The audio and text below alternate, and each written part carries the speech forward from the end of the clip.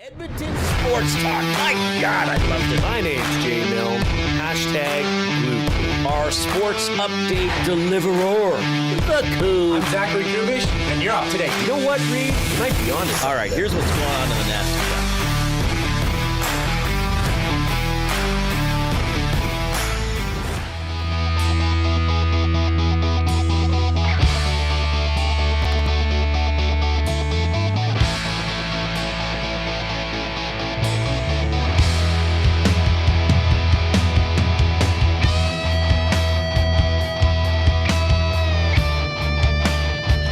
What is happening? Welcome to the Reid Wilkins Show with Jay Milne and guest co-host Matthew Iwanyk. Live. What? I said sup. Sup. I thought you said the 6th. Can you imagine if you were Matthew Iwanyk the 6th? That'd be quite a legacy. How many years would that go back? So the average life is what, 70 years? Well, but back then it would have been a little less. So say 60? So the bit span of a bunch. It's a few 360 centuries. years. It's a few centuries. It's a long time. You're joining us live from the banquet studio where you can strike up some fun at the banquet bar, bowling, drinks, and a great time with friends. Get real, play hard at the banquet.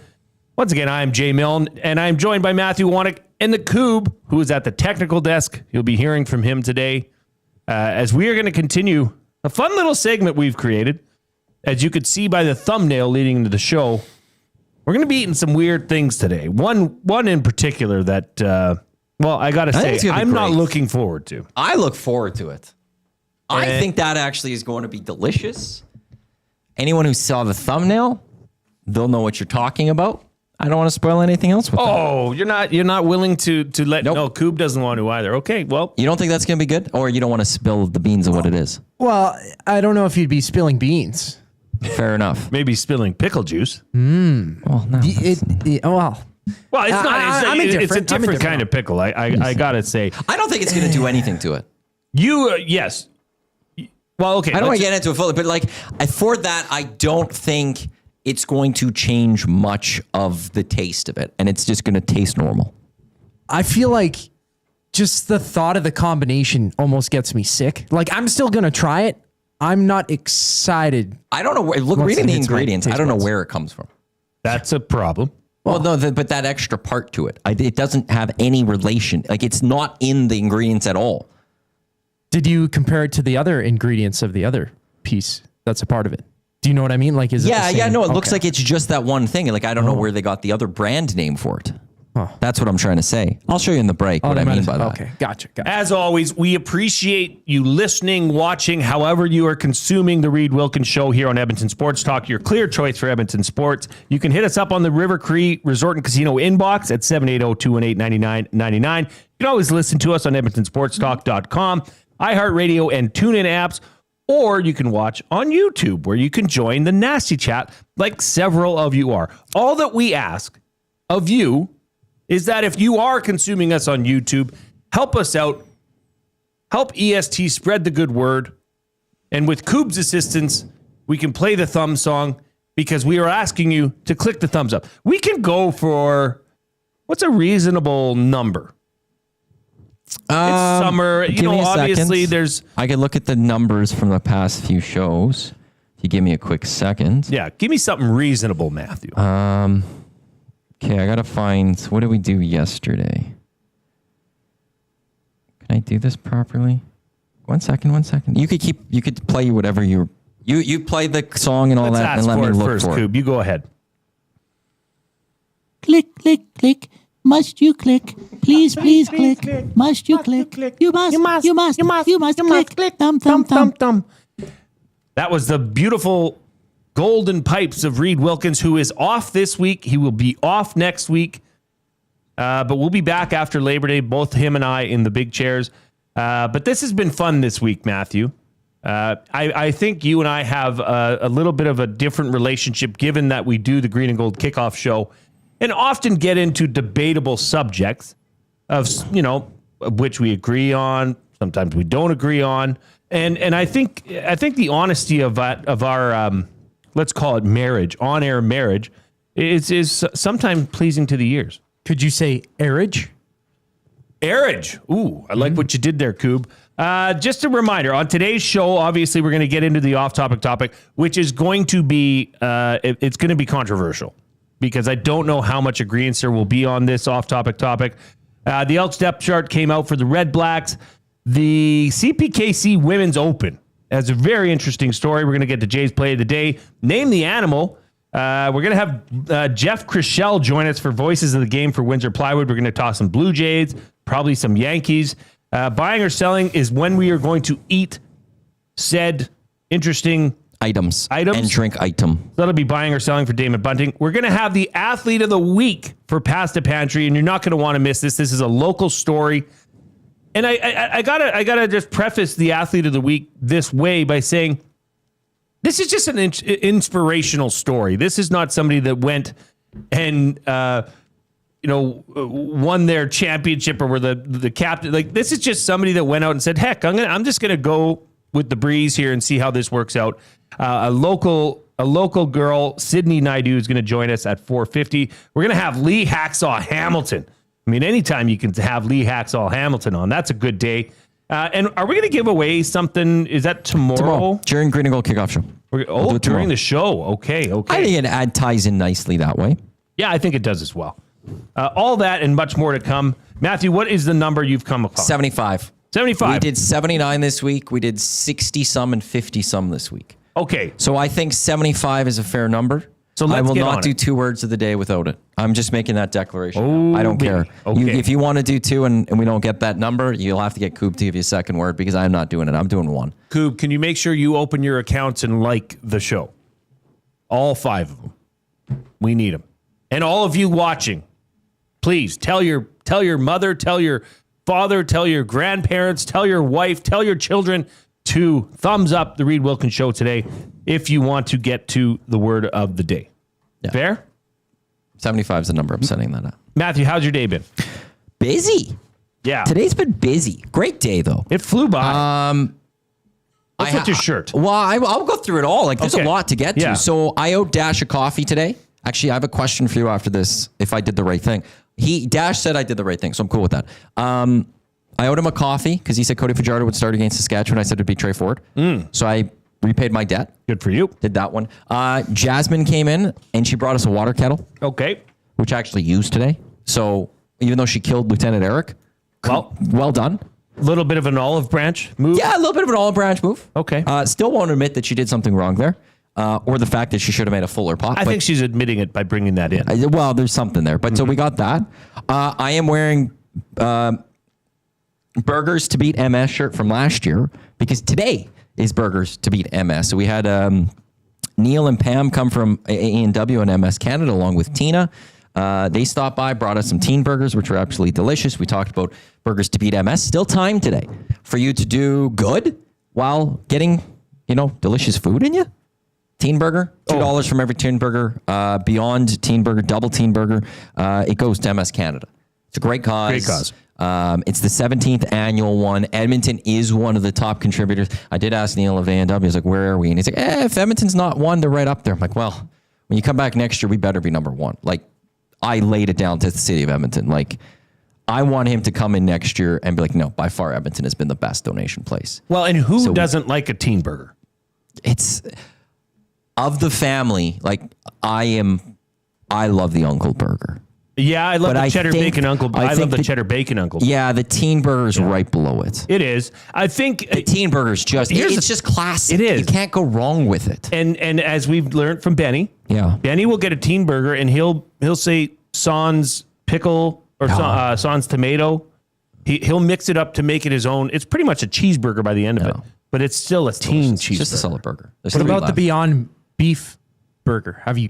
I've never actually had theirs. I've never had one. No, I've never had theirs. I've only had it at Burger King, and it was actually I couldn't notice if I didn't know, it would have been like, this tastes normal. Right. I've tried a couple of them, and my buddy he loves A&W, but he's vegan, so he still wants to have that same he wants to satisfy his A&W needs.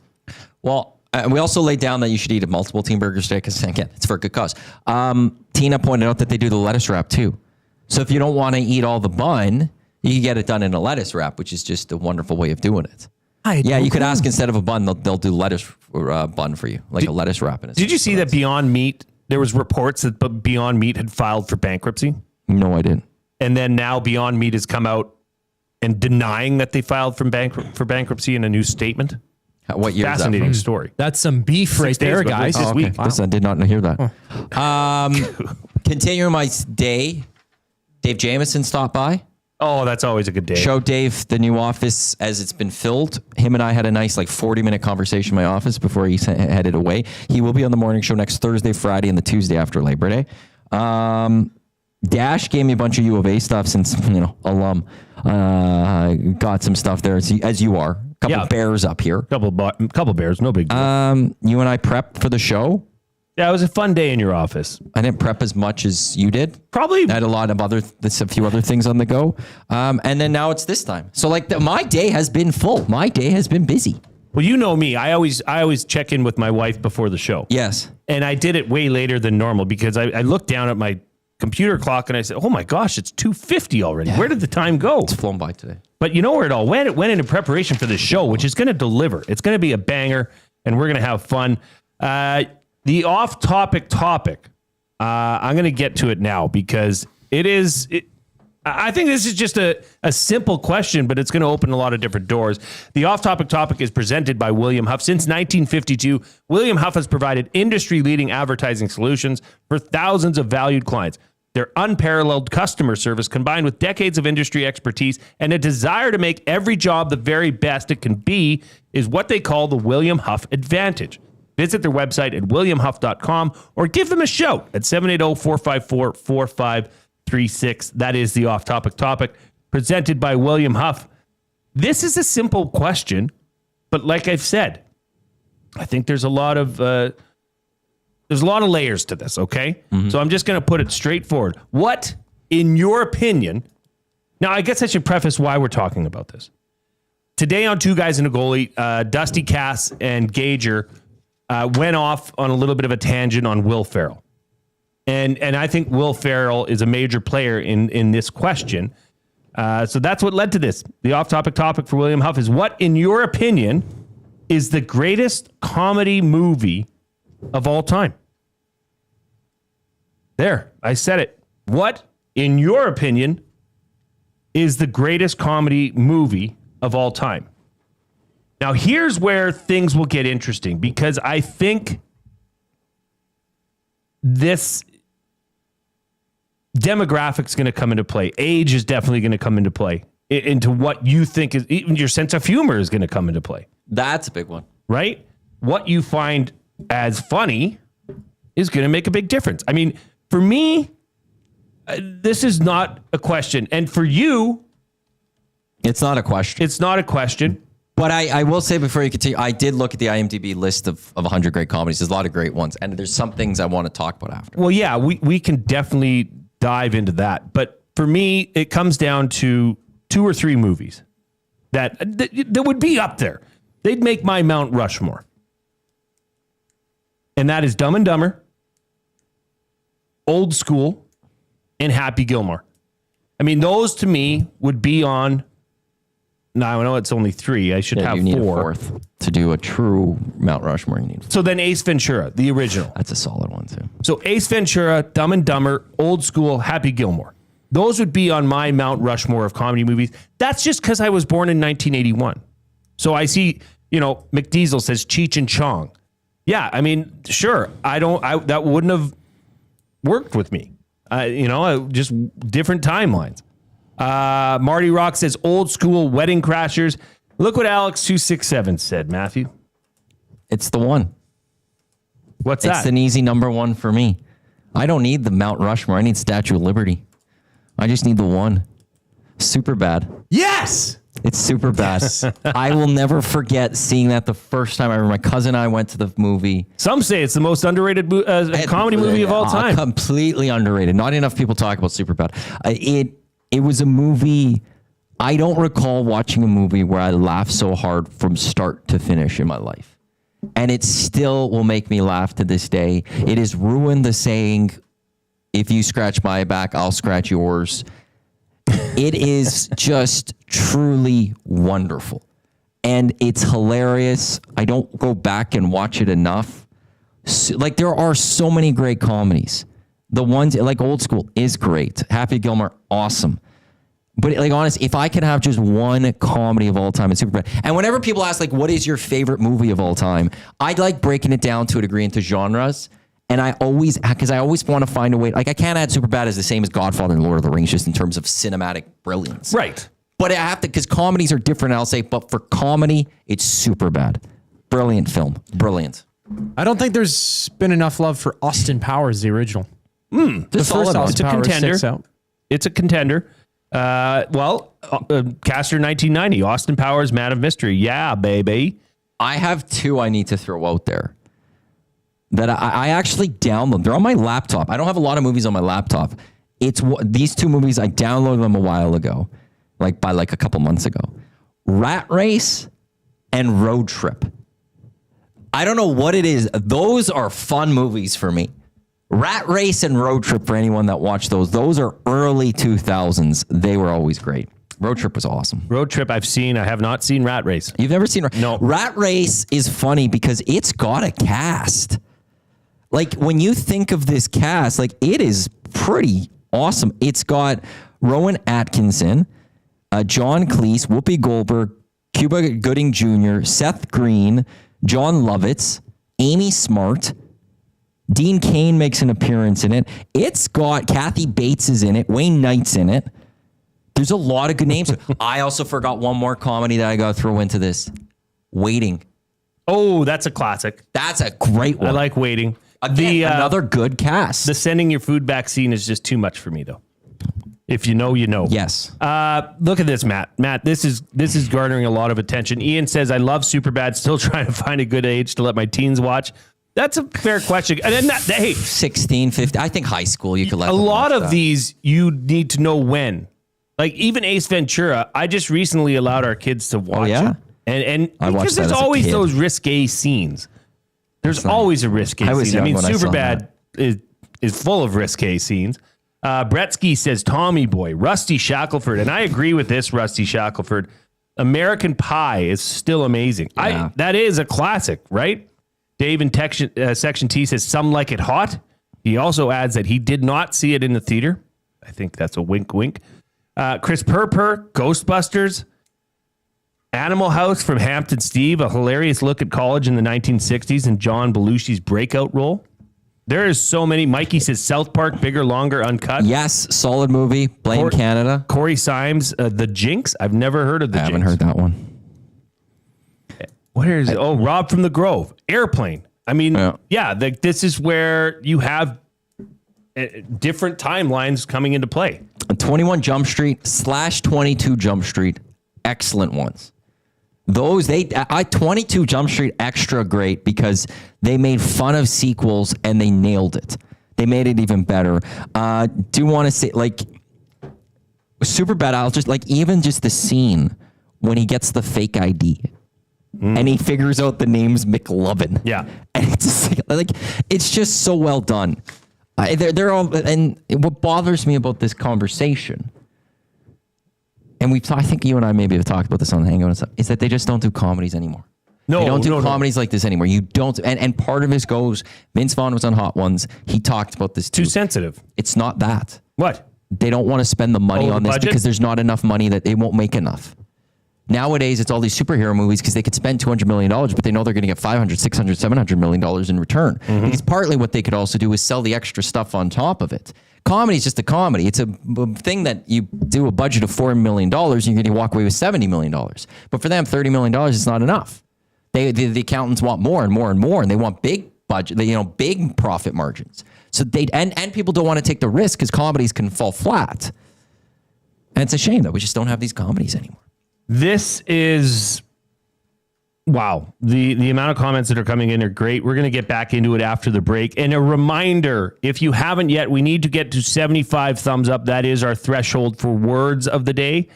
So if you haven't yet, click the thumbs up. Help spread the good word of EST. We will be back with more discussion on the off-topic topic of what, in your opinion, is the greatest comedy movie of all time. But first, we are going to be joined by the one and only, the sensational Koob.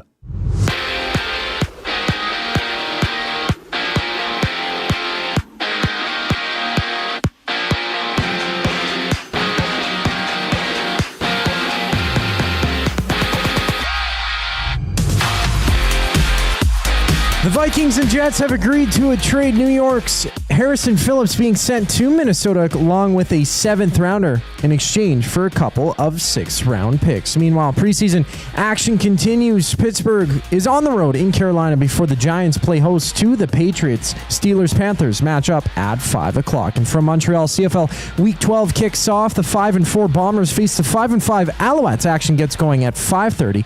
James Morgan taking snaps for Montreal. And 21-year-old Frank Nazar signed a huge deal in Chi-Town, inking a 7-year contract worth over $6.5 million per season with the Blackhawks. And there's 3 games live in the majors, 2 in the 4th inning. Padres down 2-0 to the Giants, and the Mets up 3-1 on the Nationals.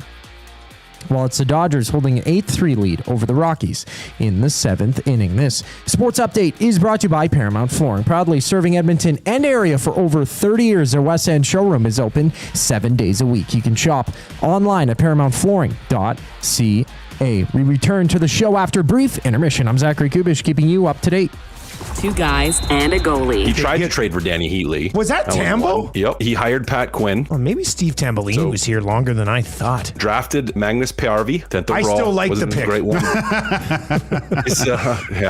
Traded Kyle Brodziak for nothing. That was a bad one. Signed Habby Bulin for who knows why. 2 guys and a goalie, presented by GS Construction. Tuesday and Thursday afternoons at noon, only on Edmonton Sports Talk. Your clear choice for Edmonton sports. Win a trip to Osheaga with the Banquet in Aperol. We're sending one lucky guest to Montreal with flights, hotel, and 2 tickets to one of Canada's hottest music festivals. Enter by July 26. Details in store or on the Banquet app. Get real. Play hard. GCL Diesel has been serving oil country since 1972. From diesel cars to SUVs to pickups. From farm tractors to school buses to a big rig. From diesel generators to forklifts, GCL can test, troubleshoot, and repair all diesel fuel system components. Whether it's injectors, pumps, turbos, filters, or additive, GCL has the parts you need to keep your diesel running the way it should. For genuine diesel parts at wholesale prices, visit GCL Diesel in the West End or online at gcldiesel.com. GCL Diesel. Diesel understood. The leaves are turning, and just like golf season, time is running out to get in on Play Alberta's biggest offer ever. For a limited time only, new players can get up to a $1,000 casino bonus when they sign up. There's never been a better time to join the fun. Visit playalberta.ca today to get started with casino, sports, and lottery all in one app. Must be 18 plus to play. Remember, if you gamble, please use your game sense. Goodbye! You sure are going to miss them, but their room would make a great yoga studio. Store their childhood treasures safely with Sentinel Storage and find some space for you. Try 4 weeks free. sentinelstorage.ca.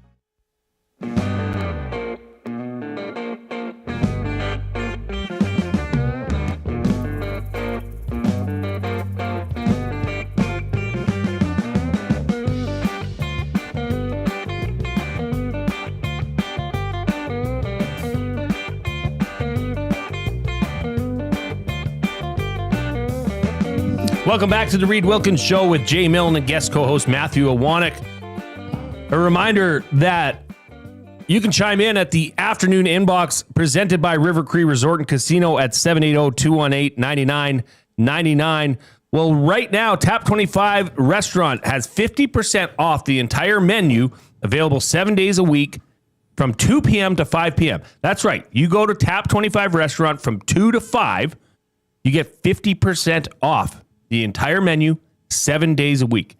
That's over at the River Cree Resort and Casino. Let's check in on the afternoon inbox. This is popping off. Bowen says, Uncle Buck. Rest in peace, John Candy. RC and Ladner, oddly enough, says great outdoors and Spaceballs. Spaceballs is getting quite a bit of love. And this one here, this is interesting from Adam in Quebec City. I'm born in 1990, but I appreciate the classics. I got to go with Monty Python and the Quest for the Holy Grail. which is number 1 on all-time greatest comedies according to IMDb. And Monty Python is great. Monty Python and the Quest for the Holy Grail is listed as the number 1 comedy movie or the number 1 rated comedy movie on IMDb. Monty Python Holy Grail is the number 1 on the 100 all-time greatest comedy films that I found from IMDb. It's just some from guy. Actually, I just looking at this now. It's just from some random dude. It was modified 11 years ago. So this is a random list. Yeah, because I just Googled top list. So yeah, I guess in the end, this is at the random list. Well, go through the top 5 because I was just going through trying to figure out, look at some. And Monty Python was 1. Airplane was 2. This Person in Blazing Saddles 3. Caddyshack 4. Dr. Strangelove or How I Learned to Stop Worrying and Love the Bomb is 5. Duck Soup is 6, which is from 1933. Annie Hall is 7. Modern Times is 8, which is from 36. The Jerk from 79 is 9. And Stir Crazy is 10. So it is all over the place. And there's one of his last ones, though, or her last one, 98. Arsenic and Old Laces from 1944. It's funny. It's a good movie. Okay, but I think it's clear to see that this person was not of age of us. No. Right? Greatest comedy of all time. I don't know. How else can I find this then? I did see, I've seen this a couple times, and Jen Cool put it in the nasty chat as well. And that would be Christmas Vacation.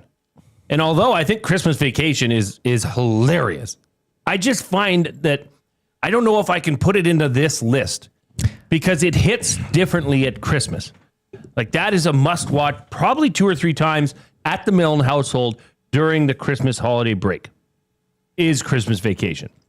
Yeah, you're not watching it at another point. I don't know if I pop that on TV tonight, if it hits just the same. Do you know what I mean? Mm-hmm. So although I agree with you, Jen, I just find that it hits different in the holiday season. Office Space. We haven't talked about Office Space. That should be up there. Hangover. I don't think we've got into that one. Hangover's classic. What was the other one I just thought of that I want to throw out there? I'll missed it. I'll come back to me. If you are watching on YouTube, Mean please. Girls. Oh, Mean Girls. Still, you haven't seen Mean Girls? No. Mean Girls is a good movie. I will outright stand. I can watch Mean Girls any day of the week. You know what I think we should do? Watch them? Well, that would be exciting, but it would take up a lot of time. I think we should put up, what do you think would be, what do you think we're seeing a lot of here? I don't know. I mean, there's just so many. I have an idea of something we could maybe do. Well, we could do your top versus my top. No, I wasn't going to do that. Put it head to head. No. And see what the people think. I don't want to go up against you. Are you afraid that Superbad will get tossed by Dumb and Dumber? Because it's all personal choice. Well, it's a choice.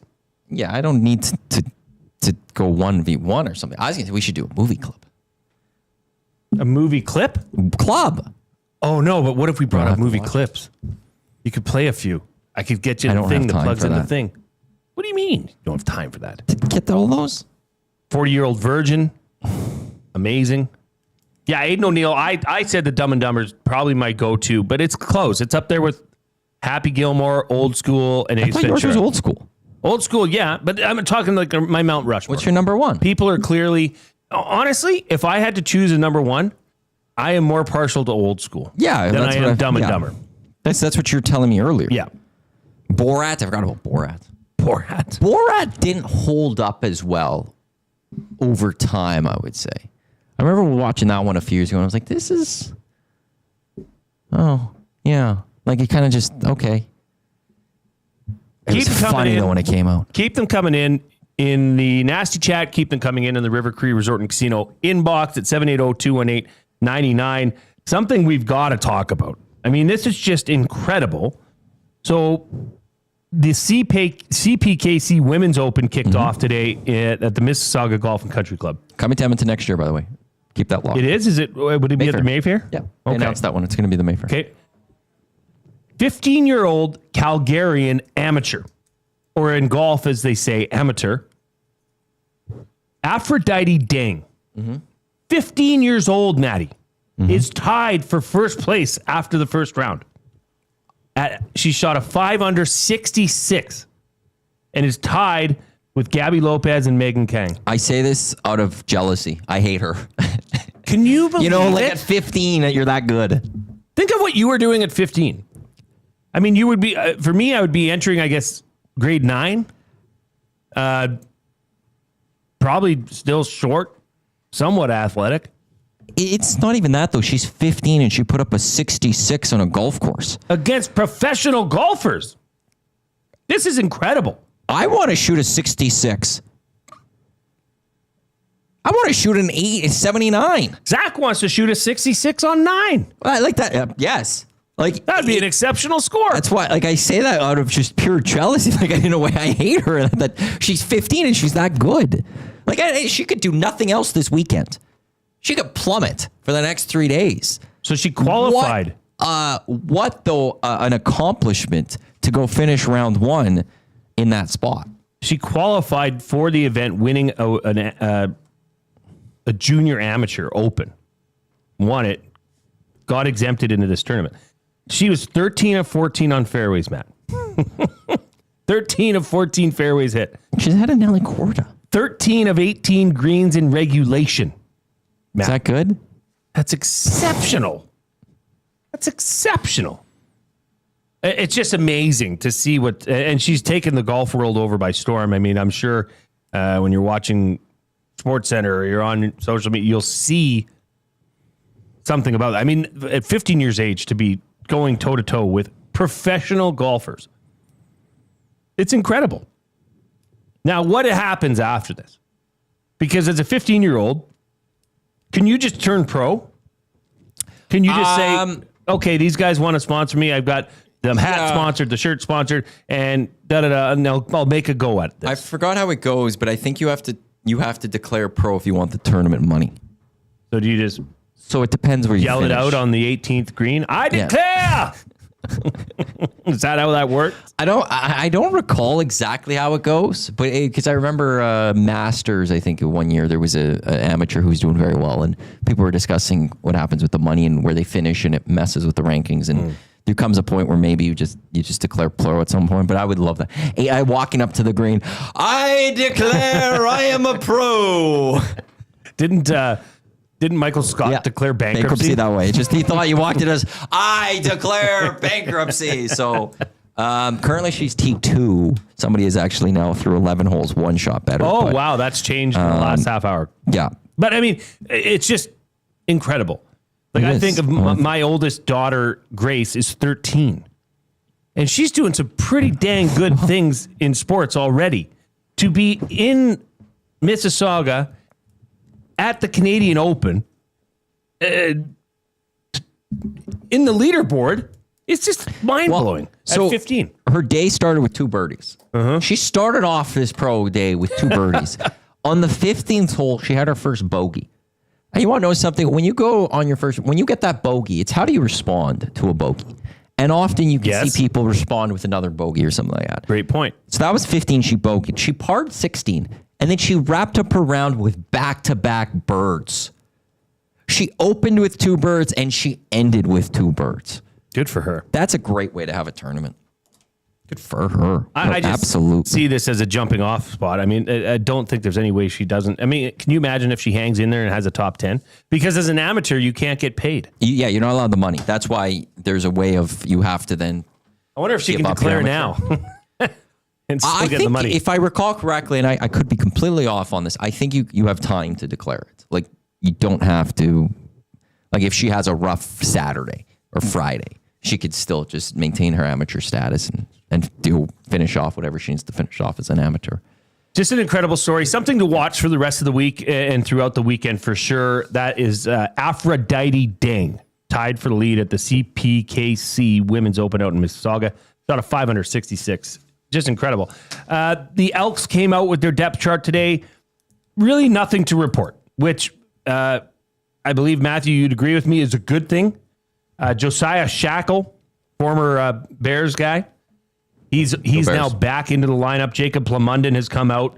Shackle's a beast on special teams, so having him in the lineup is a good thing. But other than that, no changes. Did you expect any changes, Matt? No, because they have no injury report, basically.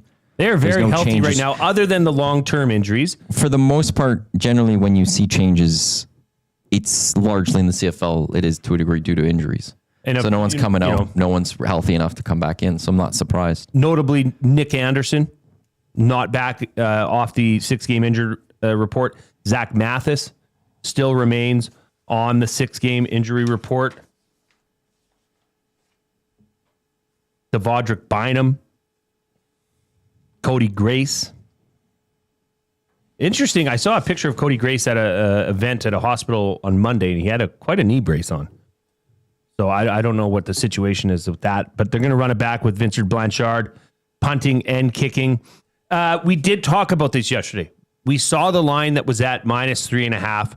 Both you and I thought that line would probably settle somewhere around the 3, maybe -2.5. And just like we thought, it has moved back to -3. Do you think that's where it stays? I think it gets back to 3.5, possibly. Do you? I wonder if it maybe moves, though, to 2.5 quickly before it shifts the other way tomorrow. And just a reminder, I really sincerely hope you got on Jay's play of the day. If you are riding that you think the Elks are going to go into Ottawa and win, because right now the Elks money line is -175. Jay's play of the day on Monday got it boosted. That's the day the lines come out for the CFL and playalberta.ca. I got it boosted to +115. That is a massive difference. So hopefully you were riding. I know Maddie rode. Koob, did you ride? Koob rode. A reminder to please hammer the thumbs up. Matt, you know what Matt's like. He Oh, you know what's actually funny? Sorry to go there. What? I just remembered this yesterday. One of our guests said persnickety. Oh, yeah. And as he said that, you and Koob immediately looked at me, and I forgot to mention that after. You looked this way, and I saw Koob's head come up and look at me and go when he said persnickety. That was... What was Jared... Daniel Kelly from the FTN network, who did mention and use the word persnickety on our broadcast. Yeah, and you both just looked at me. That's pretty good. A reminder to please hammer the thumbs up because Mr. Persnickety himself, Iwanyk here, has set a precedent for words of the day at 75. I had a pretty good showing yesterday. I had a really good meeting. Let's just leave it at that. I had a really good meeting today with somebody that might want to be involved with the word of the day. I'll just leave it at that. Well, thanks for telling me. But it went very well. It's too early to tell the coup. I don't want to mislead the coup. You didn't even answer my phone call at first. Wow. There you go. Okay. What do we got to do here? All right. We're going to be back with Jay's play of the day. We're going to have Name the Animal, which Koob is... Did you take the animal out of the enclosure in the boardroom, or did you just record the sound of the animal from the boardroom? How did you do this? Where is the animal? The animal is not here in the building any longer. Oh, okay. You had it in earlier. A quick visit, yeah. Now, is it animal or animals? Just the one. Okay. Are you comfortable with coming up with animals if Matt and I nail it? Like what if we get it on the first guess and then we're stuck with dead air? Well, then we could talk some CFL. We could talk week 12 in the CFL kicking off tonight. Yeah. Winnipeg going out to a weak injured lineup in Montreal. So we'll be back with that. And Jeff Krushell coming up at the top of the hour. We're going to talk some Blue Jays and especially Shane Bieber making his Blue Jays debut tomorrow against Florida. But first, we got to hear from the Koob.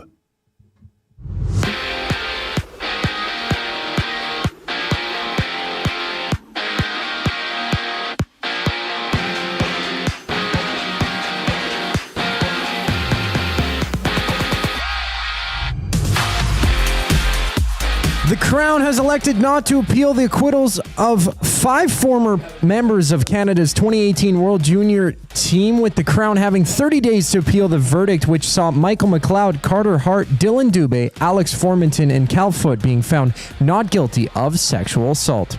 In other news, the Blackhawks have extended Frank Nazar to a 7-year deal worth a total of over $46 million. Meanwhile, ESPN's Adam Schefter has reported that Sky Moore has been traded from the Chiefs to the 49ers, making that one official. The team's also swapping a couple of late-round picks in the deal. On the field, there's 2 games. Giants meeting the Pats at 6 o'clock. Steelers and Panthers also match up. They kick off the night at 5. And staying out east, Montreal hosts Winnipeg for the start of Week 12 action. Jake Morgan makes his first CFL start for the Owls. That one gets going at 5:30. In MLB action, there's 3 games live, including the Dodgers up 8-3 on the Rockies in the 8th. And golf has Russell Henley moving to top spot at 9 under at the end of round 1 at the Tour Championship. This sports update is brought to you by Clover Bar Feeds. Clover Bar Feeds has all the animal feed you'll need.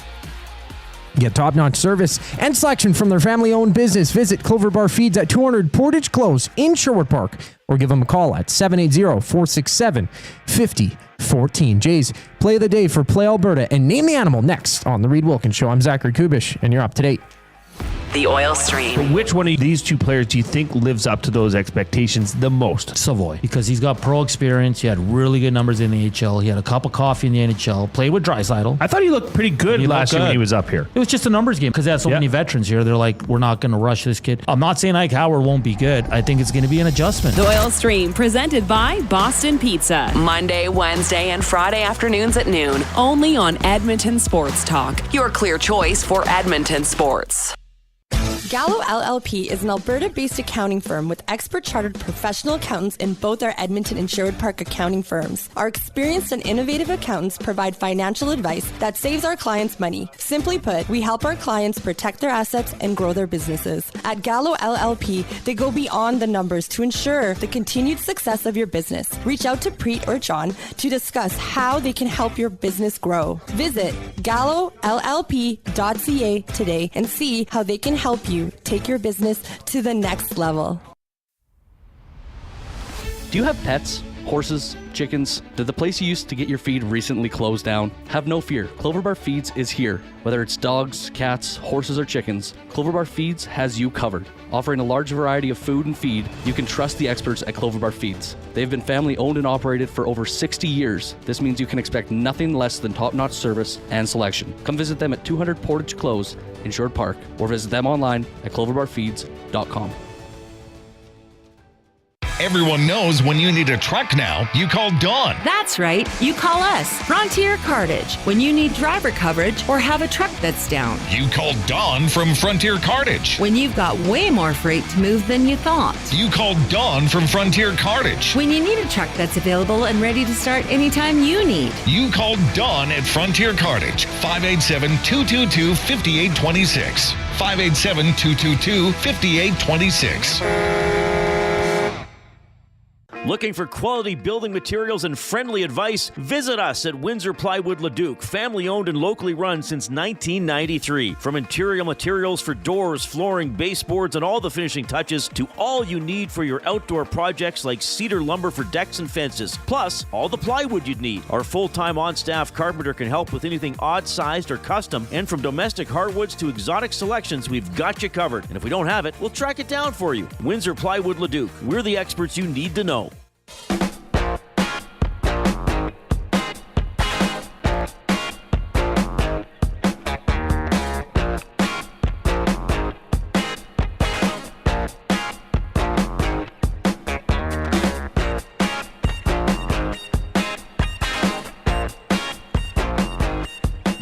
Welcome back to the Reid Wilkins Show with Jay Milne and Matthew Iwanyk. Joining you live from the Banquet Studio. You can listen to us on EdmontonSportsTalk.com, iHeartRadio, and TuneIn apps, or you can watch us on YouTube. Or you can hit us up on the River Cree Resort and Casino inbox, 780-218-9999. But it's time to get to Jay's Play of the Day for Play Alberta. It's Jay, it's Play, he's Jay, it's today. It's Jay's Play of the Day. It's Jay's Play of the Day. Jay's Play of the Day. Jay's Play of the Day is brought to you by Play Alberta, who is your home for online gaming excitement, featuring casino games, live dealer action, lottery instants, and sports betting. Now with the new Play Alberta app, you can take the fun with you anywhere. Download the app or sign up today at playalberta.ca. And a reminder, I had one of my best friends, Sickler. You know Sickler. He helps out at the golf tournament. Solid dude. He just said, hey, I finally signed up for my Play Alberta account. I said, good for you. But do not forget to use the promo codes. If you're like Sickler and you forgot to sign up for Play Alberta, don't worry. You can still use the promo code YEG50 with a $5 minimum deposit to get a $50 free sports bet. Or if you have a minimum deposit of $20, use promo code EST Sports. You can do both. Yeah, do both. You could separate them. So you could be $25 in and have $100 of 2 free sports bets. Mm-hmm. And That's if you value. are an existing member and haven't used it this month, you can use it this month too. It's not just new members. YEG 50 and EST Sports. That's for new and existing. Wow. One for the month. Play Alberta. They're really taking it over the top here. Okay, I'm going to keep this simple because I was, Maddie, we talked about this in your office. I said, is there any way Montreal can cover this 7-point spread tonight on Thursday Night Football? And you said, well, the only way they can is if Winnipeg's terrible, essentially. And look, when you look at what's going on in Montreal, I mean, James Morgan is starting at quarterback. He's their 4th string quarterback. An injury-riddled Montreal team against a Winnipeg team that still has their starting quarterback, has Brady Olivier. I mean, they have the tools. They have the defense. I just don't see how Winnipeg cannot cover this -7. Now, I've been wrong in the past, but that's the way I'm seeing it. What are you seeing coming from tonight's game? Yeah, it's tough to see. Winnipeg needs this win too. They just haven't been impressive, really. Yep. Last week was the Ottawa game where Ottawa almost came back and won it. They almost blew that game there. A couple weeks prior to that, almost blew it against Toronto with a nice lead. They're not winning impressively, and I don't think there's a lot of confidence in Winnipeg. And now you got an Al's team who you said it's 4th-string quarterback. Out still their top 2 receiving threats in Austin Mack and Tyson Philpott. The good news for the Owls, Davis Alexander, Philpott, and Mack all did practice at one point this week. So they are trending to come after the bye week, maybe after Labor Day, where they could maybe come back, and the Owls desperately need them, but they're not there yet. And it's tough to go into, well, it is in Montreal. I was going to say it's tough in the Winnipeg, but this game's in Montreal. Montreal does provide a nice crowd, but if you're Winnipeg, if you look at BC, they get Toronto tomorrow, you're thinking they're going to get a victory. And Edmonton's got Ottawa.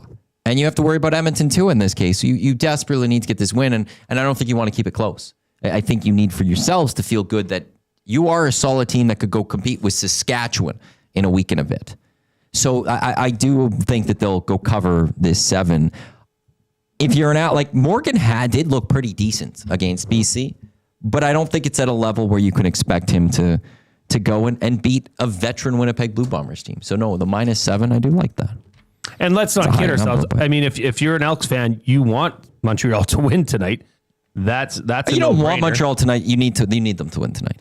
Like you're getting to a point where you need Winnipeg to start dropping some games. Flip side is they do have Saskatchewan for 2 after that. But, if these teams don't lose ahead of you, it's hard to catch ground. I agree. So head on over to playalberta.ca. That's Jay's Play of the Day. Click on Sports, click on EST Specials, and you will see it sitting right there. Now, a reminder, if you want to get on Jay's Play of the Day, that game starts at 5:30. So that Play of the Day to get it to -103, which was boosted from -118. I'll have it. So I don't even think I mentioned that. So it's almost even money right now. That's going to come off the board at 5:30. So if you want to get on that, get on it now. That's Jay's Play of the Day for playalberta.ca. And always remember to use your game sense. Okay, Koob, are we ready to rock and roll with the Name the Animal? We are. Shall I roll it? Matt, are you ready? Not really, but yeah. I don't know if I'm good at this. Reid always said that even when he used to do this at the other place, that they generally have the ability to sound like a bird. So, don't go bird. Well, I mean, we've had birds, but I'm going to close my eyes so I can be in the moment. Okay. All right. Listen closely. Dream. Imagine.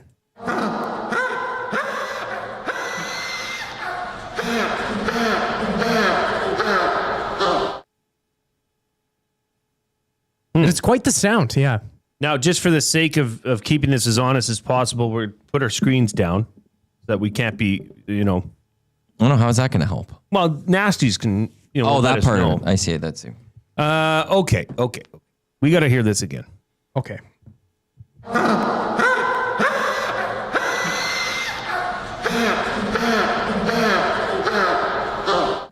What's a hyena sound like?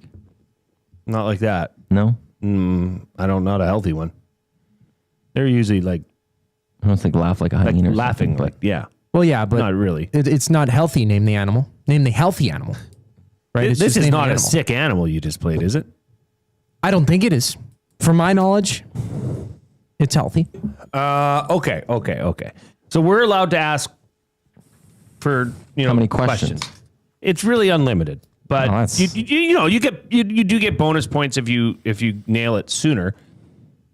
Now, is this okay? So there's a couple ways we can go. We can ask if this is a land of the sea or a land of the or land animal.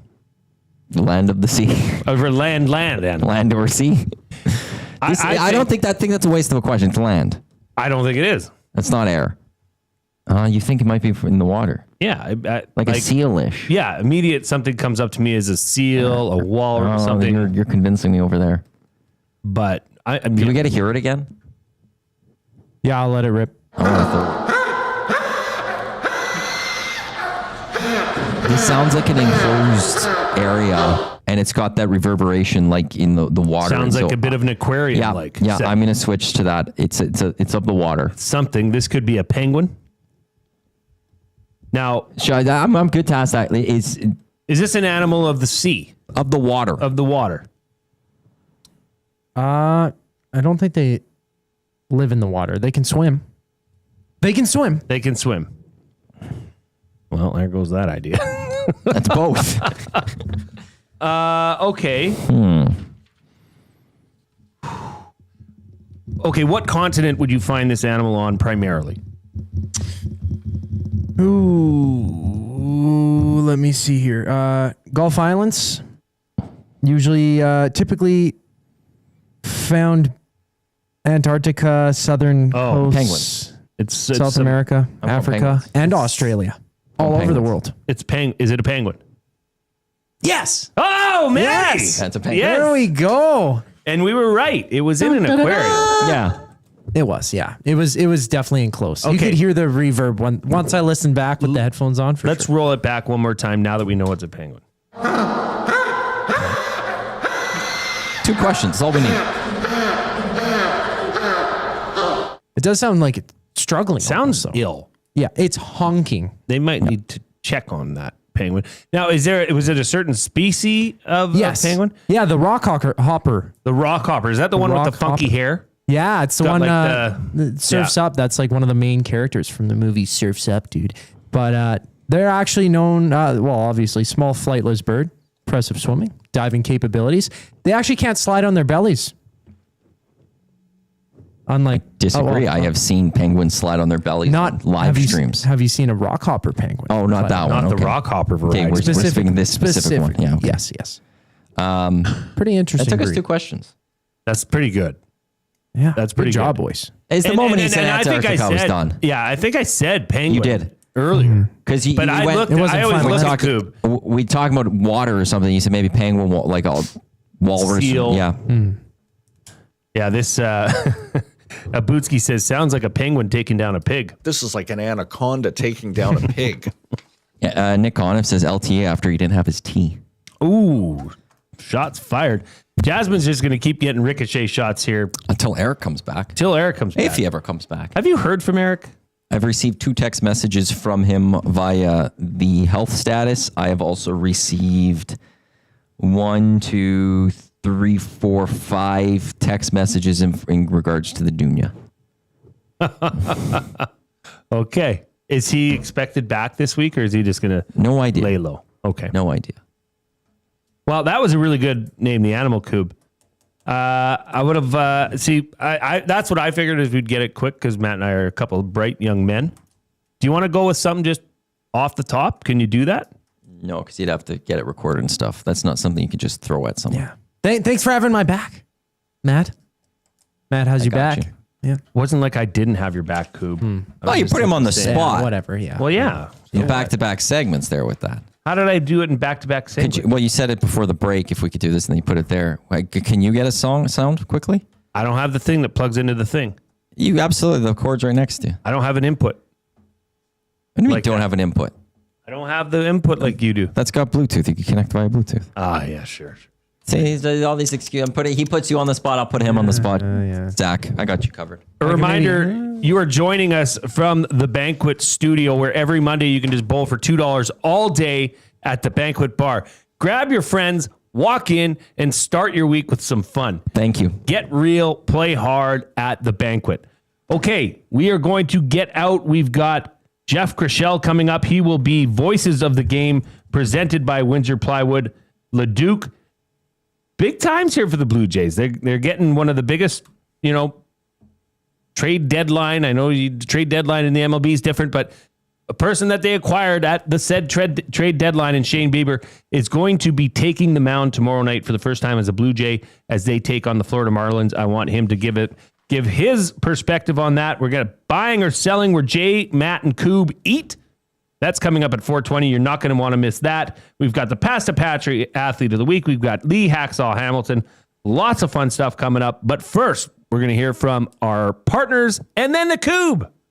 The Lock Shop. You go, how do you get new eyes on the league? And I know it sounds like we're degenerates, but you know how you get people to watch sports that they don't care about who wins? By putting a little sprinkle on it. And if somebody has all of a sudden Carrick wheat fall over 53.5 tonight, maybe they'll tune into the game for a little bit to see how their bet's going. To me, it's such a simple conversation that should just be pushed forward hard on the league. The Lock Shop, weekday mornings at 11, only on Edmonton Sports Talk, your clear choice for Edmonton sports.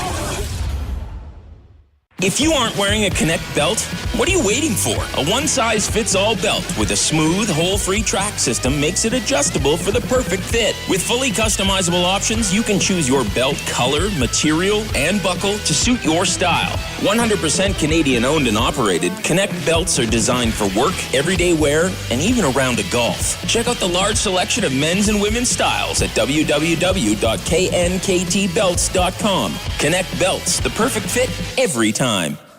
World-renowned top psychic medium and the star of Meet the Frasers, Matt Fraser comes to River Cree Resort and Casino on September 12th and 13th for a couple of special live shows. Join Matt for 2 nights of healing, hope, and laughter. Matt has become a trusted figure for people seeking closure, guidance, and connection with their loved ones. Don't miss Matt Fraser live at River Cree Resort and Casino September 12th and 13th. Both shows are 18+. Get your tickets now at rivercreeresort.com. The Canadian Brewhouse is turning up the flavor this summer with our new summer feature menu. Try our jerk chicken skewers, Cajun shrimp tostadas, and street corn salsa. Bold bites made for patio season. Get them while it's hot. The Canadian Brewhouse. Our house is your house. You've heard the name, but what does it mean?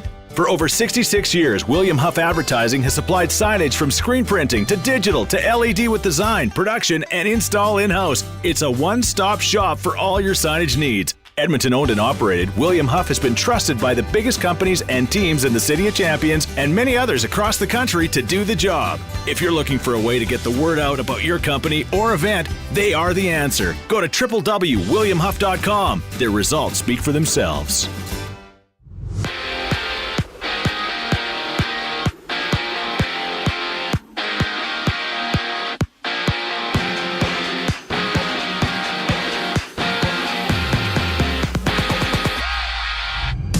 The Crown has elected not to appeal the acquittals of 5 former members of Canada's 2018 World Junior team, with the Crown having 30 days to appeal the verdict, which saw Michael McLeod, Carter Hart, Dylan Dubé, Alex Formanton, and Cal Foote being found not guilty of sexual assault. Elsewhere, 21-year-old Frank Nazar signed a 7-year extension with the Blackhawks worth an annual salary of over $6.5 million. On the field, Carolina hosts Pittsburgh, and the Giants battle the Patriots. NFL action gets going at 5 o'clock when the Steelers and Panthers duke it out. In the CFL, the Bombers matching up against the Alouettes, Week 12 kicking off. James Morgan getting his first career start for Montreal. He matches up against veteran Zach Collaros. 5:30 kickoff for that one.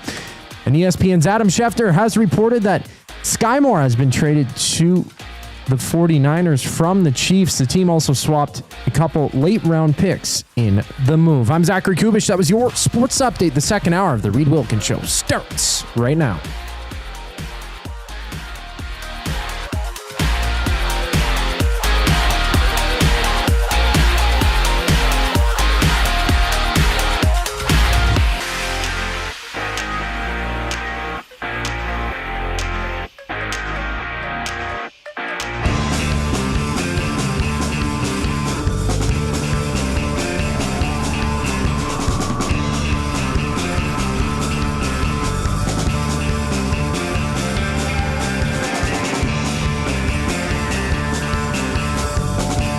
Welcome back to the Reid Wilkins Show with Jay Milne and Matthew Iwanyk.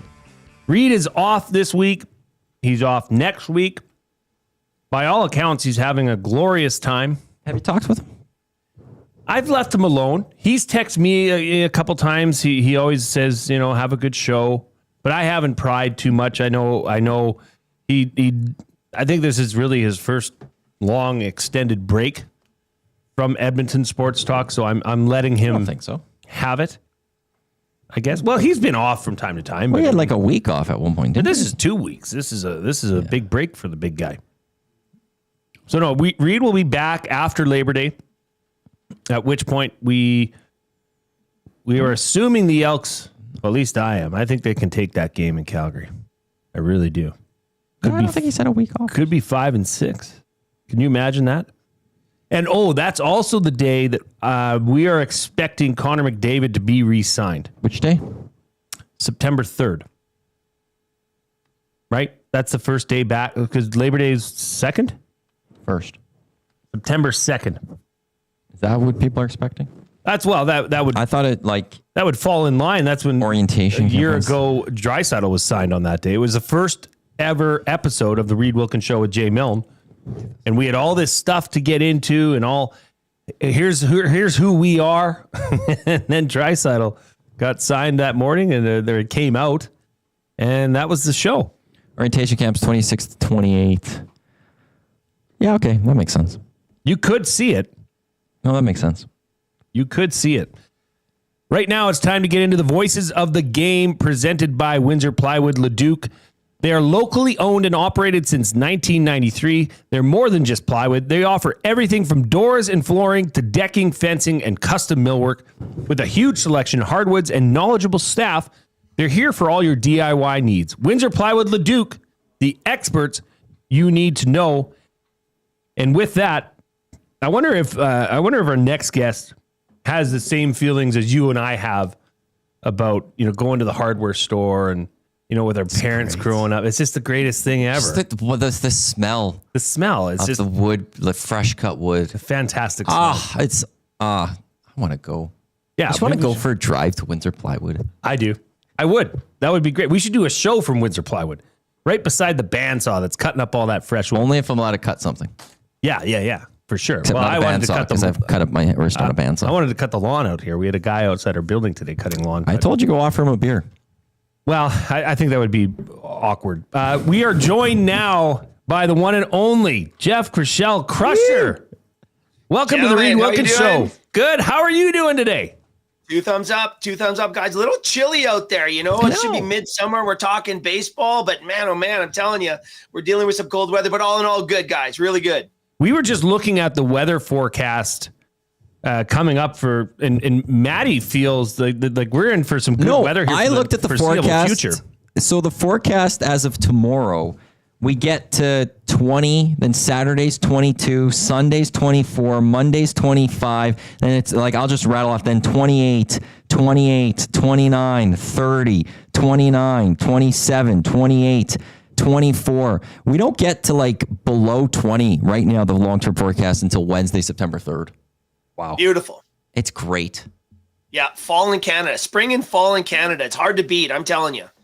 Crusher, great to have you on. Thanks for taking time out of your day to join us here on the Reid Wilkins Show. Look, I got to ask you, the Blue Jays kick off a 3-game set in Miami starting tomorrow. Is this the most anticipated Blue Jays game this year, given it's the debut of Shane Bieber? Yeah, I would say so. I agree 100%. I was thinking back to when we were this excited about a mid-season sort of debut of a player. And I think you have to go back to Price, right? That would be the last time I could think of a player who came in sort of mid-season going, okay, this could be super special, especially at this point in the season and where they're at. So yeah, I agree. This is very, very exciting. What a great gutsy move by the Blue Jays. Now, Tommy John surgery, that's nothing to scoff at. Obviously, I think it happens a lot more in baseball, specifically with pitchers than most would realize. But, what are the concerns here coming back for Shane Bieber, given that injury history he has? Yeah, I think, guys, this is a real special one because, the advancements in sport medicine have gone so far. How they're actually doing the Tommy John now is it's so advanced compared to where it was even a couple of years ago. So he's in a good spot. But I think if you look at his last start, which was yesterday at Buffalo, 90 pitches, 7 innings, he is ahead of the schedule in terms of his rehabilitation. And I think he's ready to go. On the big picture, Tommy John's, what we're worried about for guys is not necessarily coming back because we've got that down pretty good now, believe it or not. But can they come back to where they were before? And if you look at the numbers here, just, anticipating this move, previously his fastball back in Cleveland, and I think this was his Cy Young years back in 2020, 2021. His fastball was about 91.3. And the other day in Buffalo, he's up I think it was 93.2 was his fastball. His changeup is up. And listen, he introduced a changeup as well, which is going to be a surprise for every hitter in the league. That right there is going to be a lethal weapon. So this is going to be exciting for the Jays. Knock on wood, he can stay healthy. It looks great. I mean, the rehab is going well. And where the Jays are sitting right now in the season, boy, this is great timing. The last 5 years, the Jays made the playoffs 3 times. Got swept every time in those 3. Didn't win a game. What do you see differently? Do you see anything different in this current Jays team that maybe wasn't there in those past few Jays teams that were able to make the playoffs? I can tell you I'll say one thing and you guys will know. Vlad. That's it. Yeah. Vlad and that contract. Listen to me. I thought it was over for the Blue Jays for the extended future when they went to arbitration with Vlad Jr. I'm just going, how? Why? And the crazy thing is, and I think Shapiro and Atkins saved their jobs here by getting this deal done. But you could see the unrest in the clubhouse after that arbitration case. And the crazy thing is, the Blue Jays wound up paying him more than he was asking for in the first place. So from a front office standpoint, that might have been one of the biggest blunders in recent sport history. But they redeemed themselves with this great contract. And I think it's giving everybody confidence, especially the way I think Vlad has sort of embraced it all, right? He is certainly a leader out there. Bo's feeding off of it. I think the pitching staff is feeding off of it. And so, yeah, that's the big difference, guys. There's momentum and belief. And I think that belief's coming from within. So Jays 4 games up on my Yankees. How long till my Yankees overtake the AL East division title? Come on. Listen, you know what's going to happen, right, Jeff? Oh man. Well, I'm not going to say, I cannot say it's not going to happen. I mean, what the 9 home runs again for the second time in the season here the other night versus the Rays. Are you kidding me? That's scary. The Yankees are scary. They're 4 games back. Can they catch them? They might get, I'll say this, Matt. I think your Yankees are good for a wild card spot. How about that? Okay. I'll you want to know something? Actually, as a Yankee fan, the sooner they get knocked out, maybe it means Aaron Boone will leave and they could replace the manager. For me, I could live with that. I didn't want him back as a manager. I haven't wanted him for a few years. So from as a fandom perspective, I'm not going to be too upset. But okay, yeah, one more for you from my side of things. How far do you think the Jays could legit go in these playoffs? Like, where's your confidence level of playoffs? Because I did mention the playoffs. They haven't won a game in the last few times they got there. Is that the thing that they just need to overcome? Like, when we get to game 1 of the playoffs for the Jays, what do you think your confidence level is going to be? Very high. I am telling you right now, if you asking me today, very, very high. Look at the starting rotation. Yeah. And boy, if this move that's coming up here, I think he's debuting, tonight or tomorrow? Tomorrow, right? For Bieber. Yeah. Yeah, tomorrow. He's debuting tomorrow. What a boost to that starting rotation. Bullpen's looking great. And guys, the offense is it's there and it's not going anywhere. They're in a groove and that's just not going to go anywhere. It's looking really, really good. I think they're in for a big run. Again, in the playoffs, we all know anything can happen. But if there was a year that I was going to say that the Blue Jays might have a shot at legitimately going deep and maybe even contending, this would be it. I can't see a scenario that's even shaped up to be this good, and they're just getting better here going into it. Now, listen, on the Yankees, Red Sox, on that division side, listen, These next 3 games are huge with the Yankees facing the Red Sox. That's a great rivalry in baseball, but that's also very important for the Blue Jays. They need to crush Miami and watch what happens in the Yankee-Boston series here. So given, all the great things you just said about the Blue Jays and that, yes, they could go on a run here. They have the right rotation. Why is it still that on, pretty much every book, the Dodgers, the Phillies, the Brewers, and the Mariners are favored ahead of the Blue Jays to win the World Series? Oh, wow. The Dodgers, the Yankees are probably ahead of the Blue Jays right now. If you were really going to break down the roster man for man and put it to paper, I don't think the Blue Jays would really be in the discussion. But again, there's an ebb and flow and art to the game, guys. We're seeing it right now. If we look at some of the things that are happening in the in the league, you look at the Kansas City Royals are a big surprise. The Houston Astros, well, they're right there, but the Mariners are a big surprise. Who predicted that, right? Philadelphia Phillies. I don't know if that was a big prediction, so there's lots of crazy things going on in the league that, when we started the season wasn't part of the picture, but here we are. The Dodgers, yes, they're part of the picture. San Diego Padres, they're part of the picture. And let's face it, the Dodgers are set up for the next 20 years to be the team to beat in baseball. So that's where a little grit and baseball magic comes into play. And that's what you got to love about the game. So, that momentum, you wouldn't think that baseball is a momentum game, but there's massive momentum in the game and it can carry you right through. So again, going down the stretch here, guys, it's going to be fun to watch the Blue Jays. If the starting rotation sinks here the way we think they are, they're in a great place. Jeff Krushell joining us here on the Reid Wilkins Show with Jay Milne and guest host Matthew Iwanyk on Edmonton Sports Talk, your clear choice for Edmonton sports. Got a couple more for you here, Jeff. And once again, appreciate your time joining us here.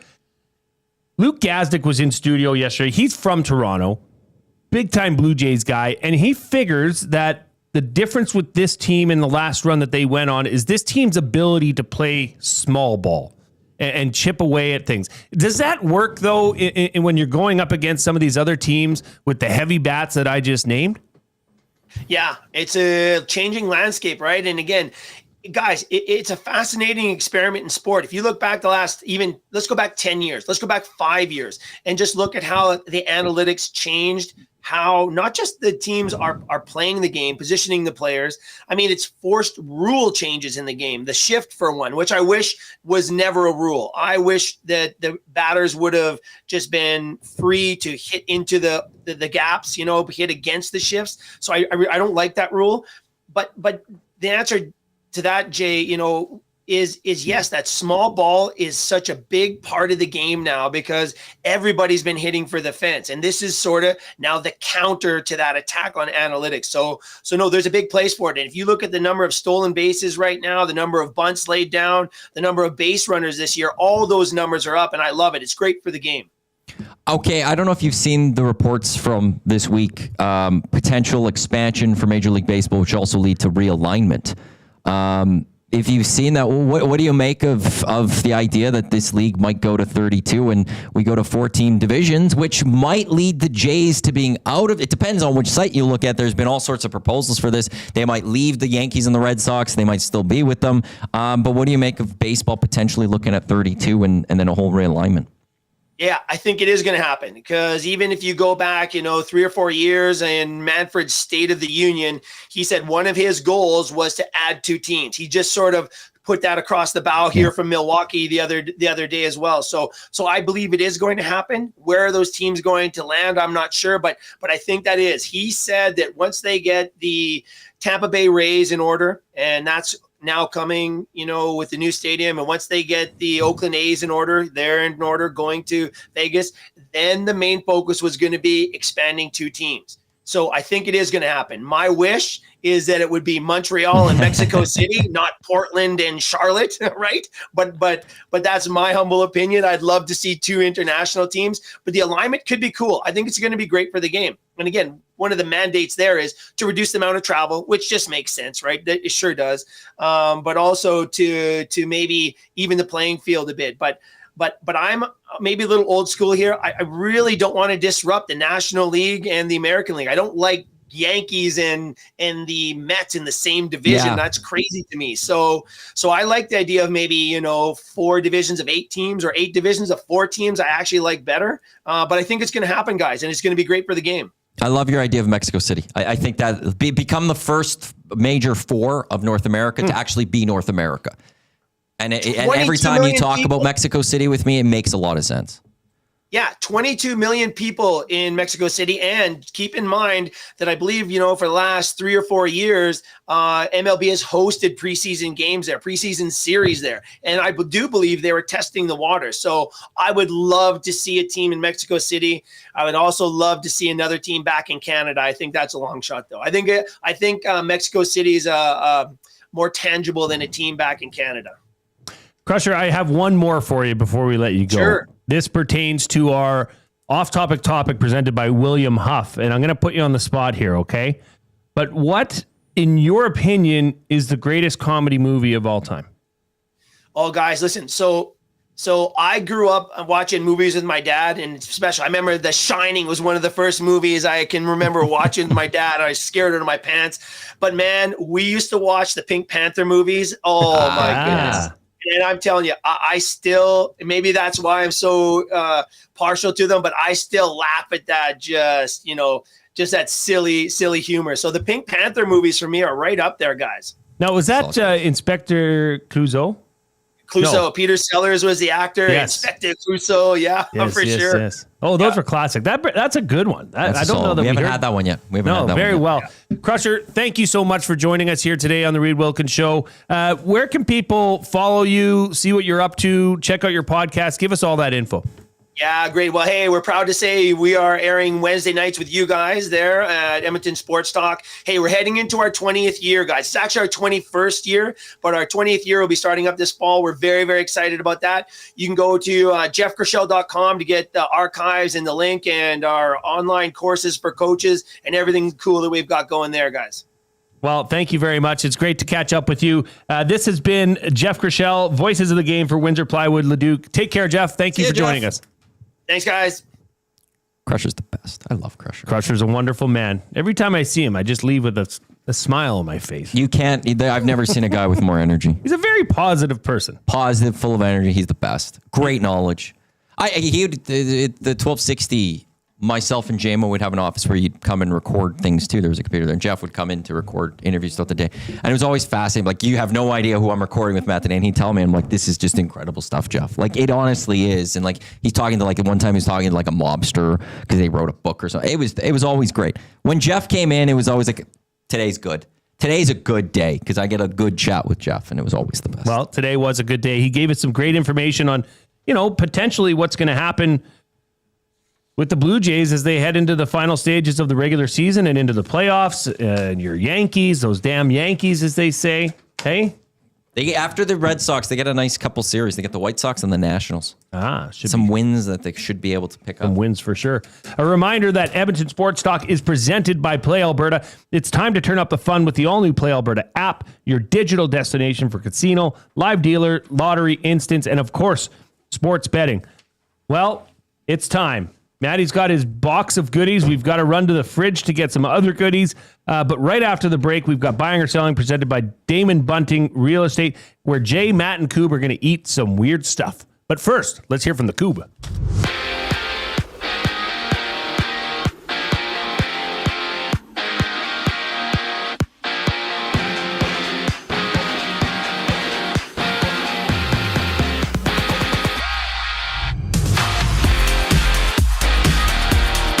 The Crown has elected not to appeal the acquittals of 5 former members of Canada's 2018 World Junior team, with the Crown having 30 days to appeal the verdict, which saw Michael McLeod, Carter Hart, Dylan Dubé, Alex Formanton, and Cal Foote being found not guilty of sexual assault.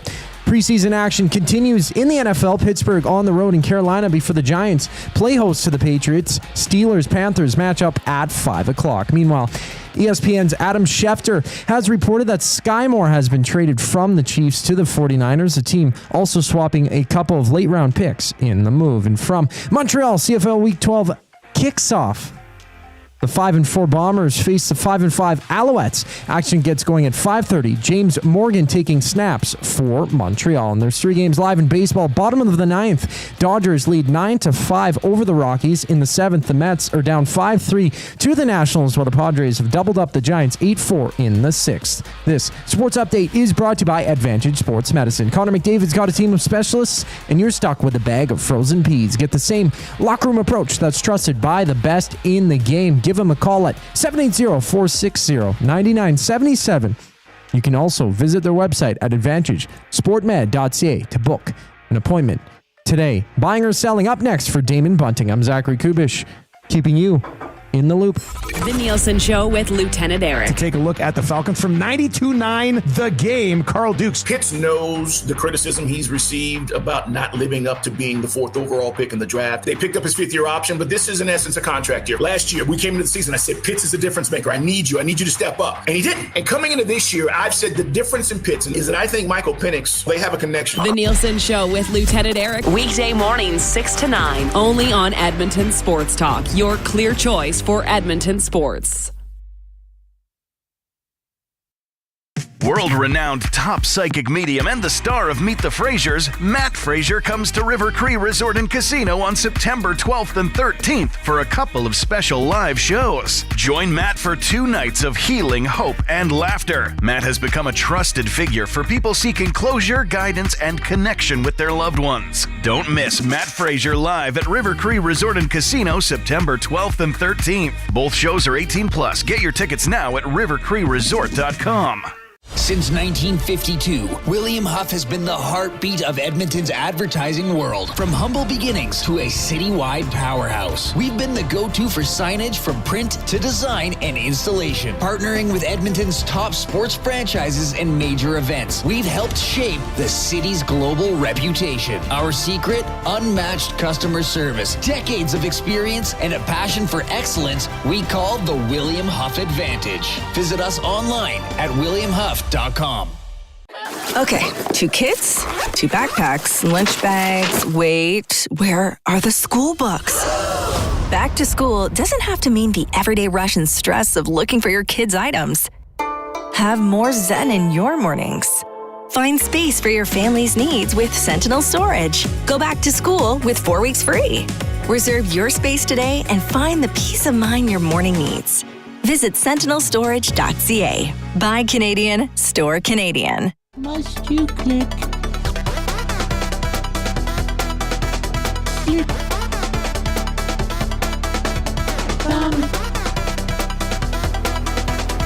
Must you click?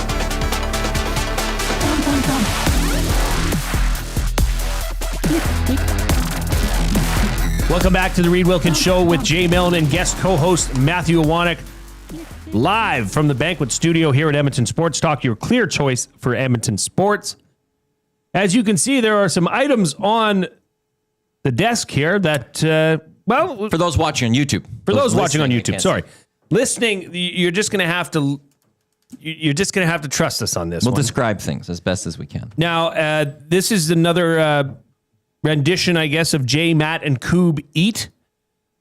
Brought to you by Damon Bunting. We're going to buy or sell on a lot of these products. Why are we so close? Oh, he's showing this stuff on the screen. Yeah, whether we're buying or selling on this mango non-alcoholic cooler, or we're buying or selling on crispy potato-covered nuts. So for those just tuning in, a few days ago, I was going to the Dollar Tree across the street because I wanted snacks. I said, hey, do you want anything, Jay? You said, get me a Reese's. You threw it in the freezer. Yeah. And we tried it on the show because you've never done this before. Correct. And then we thought maybe we should do this with some other things. So yesterday you and I went over to Dollar Tree and we just bought a bunch of things. And yesterday we tried some things.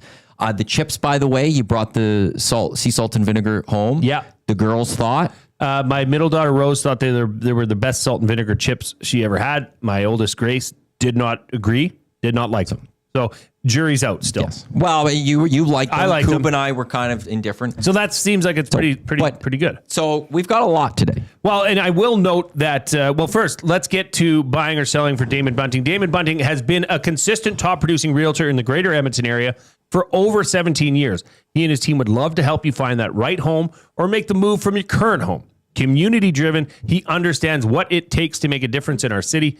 Check him out on DamonBunting.com or the Instagram handle of Damon Bunting Real Estate. Do we start with what we had yesterday? I think we start with the batonettes, the breadsticks, because we like the breadsticks from yesterday. If you recall from yesterday, I said, and it's noted on the side, that these might be best dipped in something. So I went over to our friends at the Italian Center, and I got a olive tapenade. It says wrap them or dip them. Well, we can do both because this tapenade is a good dipper. Those two. And then I went and I got some hot gabagool or capicola. Feel free to take the one you need. So let's try the dip. I am getting into my mid-afternoon hunger stages here. I would say I don't like the dipping part. I'm away from my mic. Not the best dipper because it's just a stick. But okay, I got a good amount on this. Oh yeah, I mean that's it. That's it. Double dips are okay. We'll go to the other side. Dip the heck out of that thing. Well, I'll break it off then. You're being weird about it. I just do it. You never know. Respect. That's a good dip in itself. Cool. Grab a stick. Now, Koob. I've never tried this. Have you ever had tapenade? No.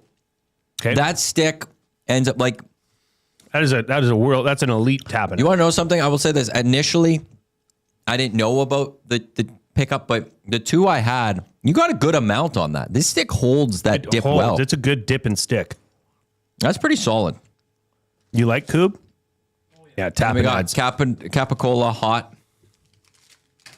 So, are we going to wrap it? To wrap. Well, you're supposed to then also wrap, right? All right. So now use the rest of your stick and wrap up. So we're supposed to wrap this. Obviously, it's a stick, so it's easy to wrap. Easy. Wonderful. Oh. These sticks. The sticks hold up. Got a beautiful array of capicola here. No. Aurora Panetti sticks. If you see them, buy them. Break one of those in half. Trust me. Okay. Okay, here's what you're doing. A double? We're going to do a wrap. No, I think you're doing it the wrong way. And a dip. Because I think what you do is you dip it to give you the crust. You spilt on yourself? Uh-oh. And then you wrap around it.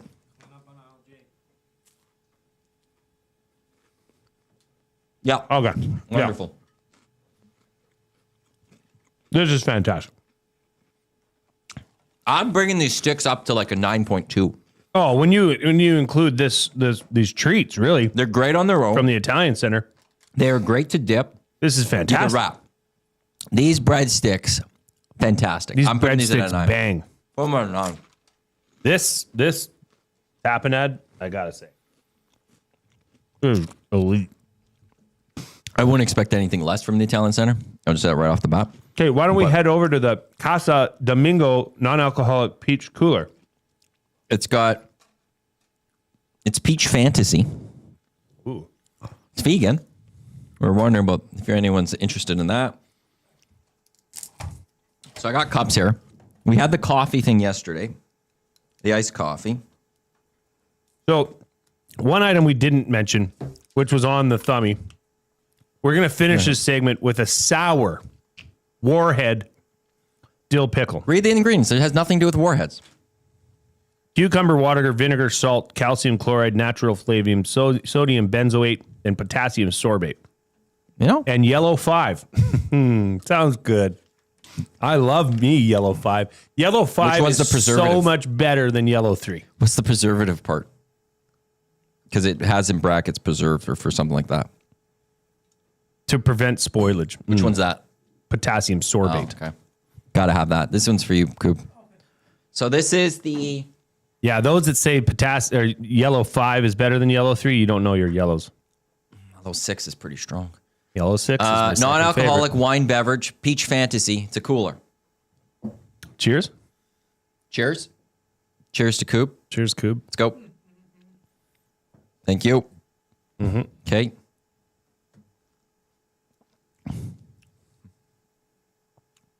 Yep. Yeah, it's peach drink. It's bubbly. a peach drink. It's bubbly. There's nothing breaking news about this. This is a peach drink. 7.0. I can't put it lower. It does its job. If you were, it can't be a 6. If you were just needed a refreshing drink, and it's not too carbonated, not too carbonated, not too sweet. That's refreshing. Koob, we're not doing this for calories. Okay, bro? It's 100 calories for the whole bottle. You had a little cup. See, that's good. Yeah, Is that good? That's a good ratio for a nice drink like this. Like initially, I thought it was too bitter, too tart, but then the second sip, it came around. Yeah, it's a nice bubbly drink. That's pretty Where are we solid, going actually. next? Yeah. We have Mario's Mini Vienna sausages. Product to Denmark. We do have hot mustard. I feel like we need to try this both ways. So I think for we those, need to try it with the as is, and then we need to try it with a mustard. For those There's even not, some mustard on it. Yeah, for those not on the YouTube stream, Mario's, what are they called? Mario's Mini Vienna sausages. Okay, Product to Denmark. They come in a can. Yeah. They're coming in a can. Well, it's product to Denmark. It is prepared. Oh, 4. I thought it said from. Never mind. Mario's Mini Vienna sausages out of a can. I don't want to spill everywhere. Well, From point Denmark. you're pointing it towards me now. That's quite the Oh, anomaly. I just though. don't want to spill on the desk. So it's called Mario's, Oh, God. which is not a Danish name. These look awful. These look just not good at all. I'll bring them up to the. Well, there's a full of liquid right now. full Let of me get juice. them right now. Oh, it's like Well, of wiener course it's gotta have juice. I don't something. want wiener juice. This is not good. Can we taste test? No. Can we taste test the juice? No. You gross. can, feel You can't. free. No, I'm good. Feel free. I would put a couple on this plate because we got to try them as Oh is. my and then God, we gotta they look like my pinky. They look like they could be what's that stuff kids play with? Plasticine. Yeah, it's Play-Doh. Stop. That's enough. With 3 each, and then we got to try it with the sauce. Oh. It looks gross. I'm okay. I'll reluctantly I wanna Show smell this to the camera. This is what I have need to you do to at work. come to show this to the camera. Yeah. Let's go. Quickly. Just bring that up to the camera. Don't drop them. Those look. Oh, they're sliding all over the place. Well, they're in liquid, Jay. Yeah, crazy putty. Yeah, they look like a putty. They look exactly like crazy. So we got to putty try it without. rolled into the shape of my pinky. Try it without. Well, you can't go mustard because then that's Then we got to try stupid. mustard after. Okay. I might gag. They hold weird. They have a weird texture. Don't tell me that. Well, that's not bad. That's not bad. Oh, the touch. I know the touch is not good. That's pretty good. No. I enjoy that. That's very nice. For like what you're getting. You try with mustard. You gotta try it with mustard now. That's not disgusting. What are you guys talking about? The texture is vile. It's worse than Spam. And Spam can be good if you cook it or whatever. Fan is but- mustard. I'm not a big Yeah, that's not good. It's not overly salty though. I can't look at those. I'm gonna. But it's just grisly. It's exactly what you expect from canned That is meat. disgusting. It is not juice. disgusting. What are you guys That is talking about? gross. This might be the worst thing that I've eaten in a long time. I'm a big texture guy, and the texture on that bad boy does not. It's not the best texture. I'll give you that. The taste is not bad. I could eat that. No problem. It tastes kind of like a raw. It tastes like ground Spam up almost hot dog. Spam, sure. It's like Spamish to me. You're going for your third Would one. you want it? No. Not with the mustard? No. I'll finish that whole jar. Good. You can. I'll give that like a 7.2. Oh no, I'm not there. I'm not past 5. I'm going to give that a 3.8. I'm going to give that a 1.7. Wow. That was terrible. Maddie might drink the juice. I won't drink the juice, but that's actually. You know what you could do? Dip a breadstick in that juice. Oh, that's very off-putting. No, that's very nice. That's very. I would buy that again. Really? Straight up, 100%. Okay, well, to each their own. 100%. Was just fine. I'll say if you like your Spams or whatever, does the trick. It's the texture. It looks like a live animal. Would you guys like to cleanse yourself with chocolate? I want to save that for a little bit. Yeah, give me some nuts. We got crispy potato. It's not, well, yeah, crispy potato covered peanuts. Yeah. It's interesting to me. So we got two kinds. They're going head to head. We got spicy dill pickle and salt and vinegar. I think salt and vinegar would cleanse your guys' mouths. I honestly think, though, those were really good. Like they're actually pretty solid. Yeah. And take a cut. I hope you enjoy those, Maddie. I will. I'm glad you do. Salt and vinegar.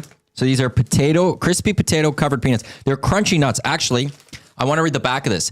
It took over 500 batches to perfect our recipe for double roasted, extra crunchy chip nuts. Healthier and tastier than potato chips. They're also a great source of iron and fiber. Now we're back. Chip nuts are the perfect snack for every occasion. I like chip nuts. These are great. It's a crispy outer shell. These are salt and vinegar? No salt and vinegar. Yeah. Not really tasty, like in terms of that taste. Overall taste is not bad. Koob, can you show that on the camera? There's not a lot of salt and vinegar taste to that. So what is it? It's called Pizzazz? Pizzazz Crunchy Nuts. Made in Canada. Another Canadian product. Yeah. Well, it says are you doing it based on nutritional value? There's 80 grams in the bag. Who cares? And then, he's very into that. Koob. This is throwing nutritional value out the window. Oh, these ones are interesting. They just have a different look to them. This is the spicy dill pickle. Very delicious. Yeah, these are good. Oh. So I'm just going to say, like, for flavoring wise, not that strong. So lose a little bit of love for me on that. Yeah, they don't punch you in the face with flavor. No, I barely could taste the salt and vinegar. This one I slightly could taste the dill pickle. I think that needs to be better. I much prefer the dill pickle. But you know I'm a fiend for dill. These are delicious. You would be too. Love dill pickle. Really nice and... Lucas Holt once told me, key to a woman's heart is dill pickle. Chips. I went around the office, asked every woman, female, like, do you like dill pickle chips? They all loved it. One was like I asked her, do you want a chip? And they're like, no. And then one was like, dill pickle. I'm like, yeah. But they all loved it, except his wife. Really? Yeah. Okay. Dill pickle, crispy potato covered peanut. I'm giving that. I mean, we're talking. I'm going snack 8-1. sale. Yeah, I'm going higher. I'm going 8-9. The flavor's not there. Yeah. The flavor that they're promising is not there. So you lose that. But if it was too flavorful, it would take away from the peanut. Right, but I do enjoy the saltiness of the outer coating with the texture of a peanut. Yeah. Don't advertise salt and vinegar or flavor if you're not going to have a stronger taste. Like if I gave you this without telling you what flavor it was, you would not be able to tell me what. I understand. I guess the salt and vinegar. Yeah, I understand. Yeah. Or I wouldn't guess the salt and vinegar. I'd agree with that because there's not much vinegar. Like the salt is kind of present. Do we go to this thing now? I'm worried The dill about you pickle, for this, amazing. even though you say you're good with it. Well, then you two do it, and I'll. It's a peanut butter bar. Let's try it. It says Kraft. It's on it. milk chocolate peanut butter. Okay, then let's do this. So this is a Kraft peanut butter bar, milk chocolate peanut butter wafer. We're good. Yeah, I'm using my teeth. Those little Mario's great. Vienna sausages were deplorable. Yeah. I completely disagree. No, and what I'm Completely saying disagree. is purely off the look at it, purely that they came out of a can, and purely that they're in a massive amount of liquid. Well, the dill pickle preserve. Yeah, but The that's look's not great. Look is awful. But tastes better than it looks. Maybe if somebody prepared it, like opening it does not look pleasing. Tastes like peanut butter. This was a late choice. It's good. Do you have Kleenex in here? Pass me a Kleenex, please. Thank you. Oh, that's almost out. Yeah, this doesn't move the needle for me. This is a Kraft peanut butter wafer bar. Yeah. I want to get the Vienna sausage sauce. I'm sorry, there's just too much going on here. You could simplify things. I would like a different form of peanut butter. I think this, for being a peanut butter bar, could use way more peanut butter. 100%. 100%. I think this is misleading. This should be false advertising. Because this just tastes like it tastes like a granola bar, but made with peanuts instead of grains. or granola. Okay, so we've got the Warhead Extreme Sour Dill Pickle. I have no idea what to expect. Yeah, that's a good looking pickle. That thing's radiating heat. It has got an interesting color to it. I will say that. Look at the color on this pickle. Okay. Koob, pickle. Show the people the pickle. Bring that pickle to them. I see what you said there, Jen. I see what you said there. This pickle is almost neon.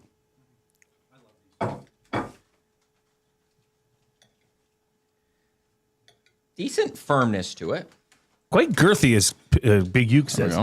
The size of this pickle is impressive. Feel free to take your piece. I'll move this out of the way. Okay, are we just going all in? I'm going in. Screw it. No, the whole thing in your mouth. I'm putting the whole thing in my mouth. It is what it is. God. It tastes like a pickle from a bag. No, it doesn't. I mean, no, it doesn't. This doesn't taste like a pickle I've ever eaten. From a bag, I said. God. This tastes like relish in a pickle form. That might be the worst. That is disgusting. Yeah, initially it was fine, and then once it hits your taste buds and it starts trickling down the back of your throat. It tastes like a certain pickle to me. What are all the pickle types? That's no good. Yeah, I could see where the Warhead comes from because it's that snappy, zesty. Yeah, I don't taste the Warhead part of it. Hit at the end. It's like a butter pickle to me. Yeah, bread and butter pickle. That's what it tastes like. No, that does not taste like a bread and butter pickle. Pretty bad. If you think those taste like bread and butter pickles, what it tastes like? Is there still some more? Would you like some? I'd take another piece. What? Why not? Why not? Why not? A piece. I'll finish this off then if you guys don't want.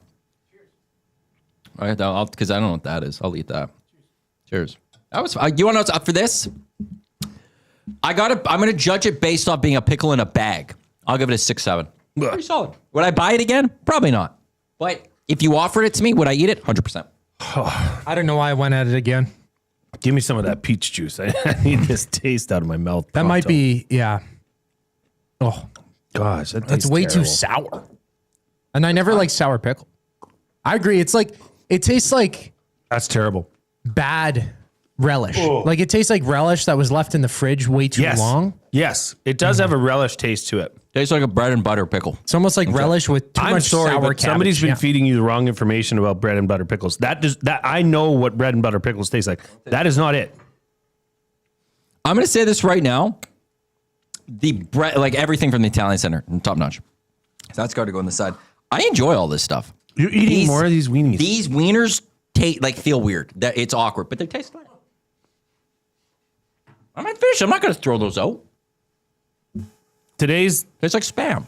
Today's Jay, I can't even speak. Jay, Matt's, and Koob Eats. Today's version of Jay, Matt, and Koob Eats. This is like a plethora. It's way worse than yesterday's. There was higher highs but lower lows. I love those potato covered dill pickle ones. Like the crunchy came back nuts. For a couple. The crunchy nuts play. Mm-hmm. Everything from the Italian Center plays. But what do you expect? Mario's mini Vienna sausages suck. Amazing. Stay in Vienna or stay in Denmark. Sorry, they're not even from Vienna. I'm burping now. I wonder what it'd be like with the Warhead pickle sucked. Oh, that was by far way worse than the sausage. I give the sausage 1 7. You're just like spam is delicious, El Presidente. I'd rather go hungry. It's a delicacy in Hawaii. I'd rather go hungry than eat that pickle again. I vow never to eat a pickle out of a bag again. Some of them are good, just not that one. That was quite the experience, gentlemen. Wow, what a whirlwind of emotions. Stop. You're good. Like you're gonna puke at some point. No, I'm not. This is like a horror movie I'm seeing before my eyes. Okay. We're going to leave this stuff out. We got to get out. We got Sydney Naidu, our Pasta Pantry Athlete of the Week coming up next. You're not going to want to miss her story of I promise not to eat in front of her. Well, thank you. I just don't want you to get sick. I'll be fine. That's coming up right after the break. But first, we've got the Koob bringing you a sports update.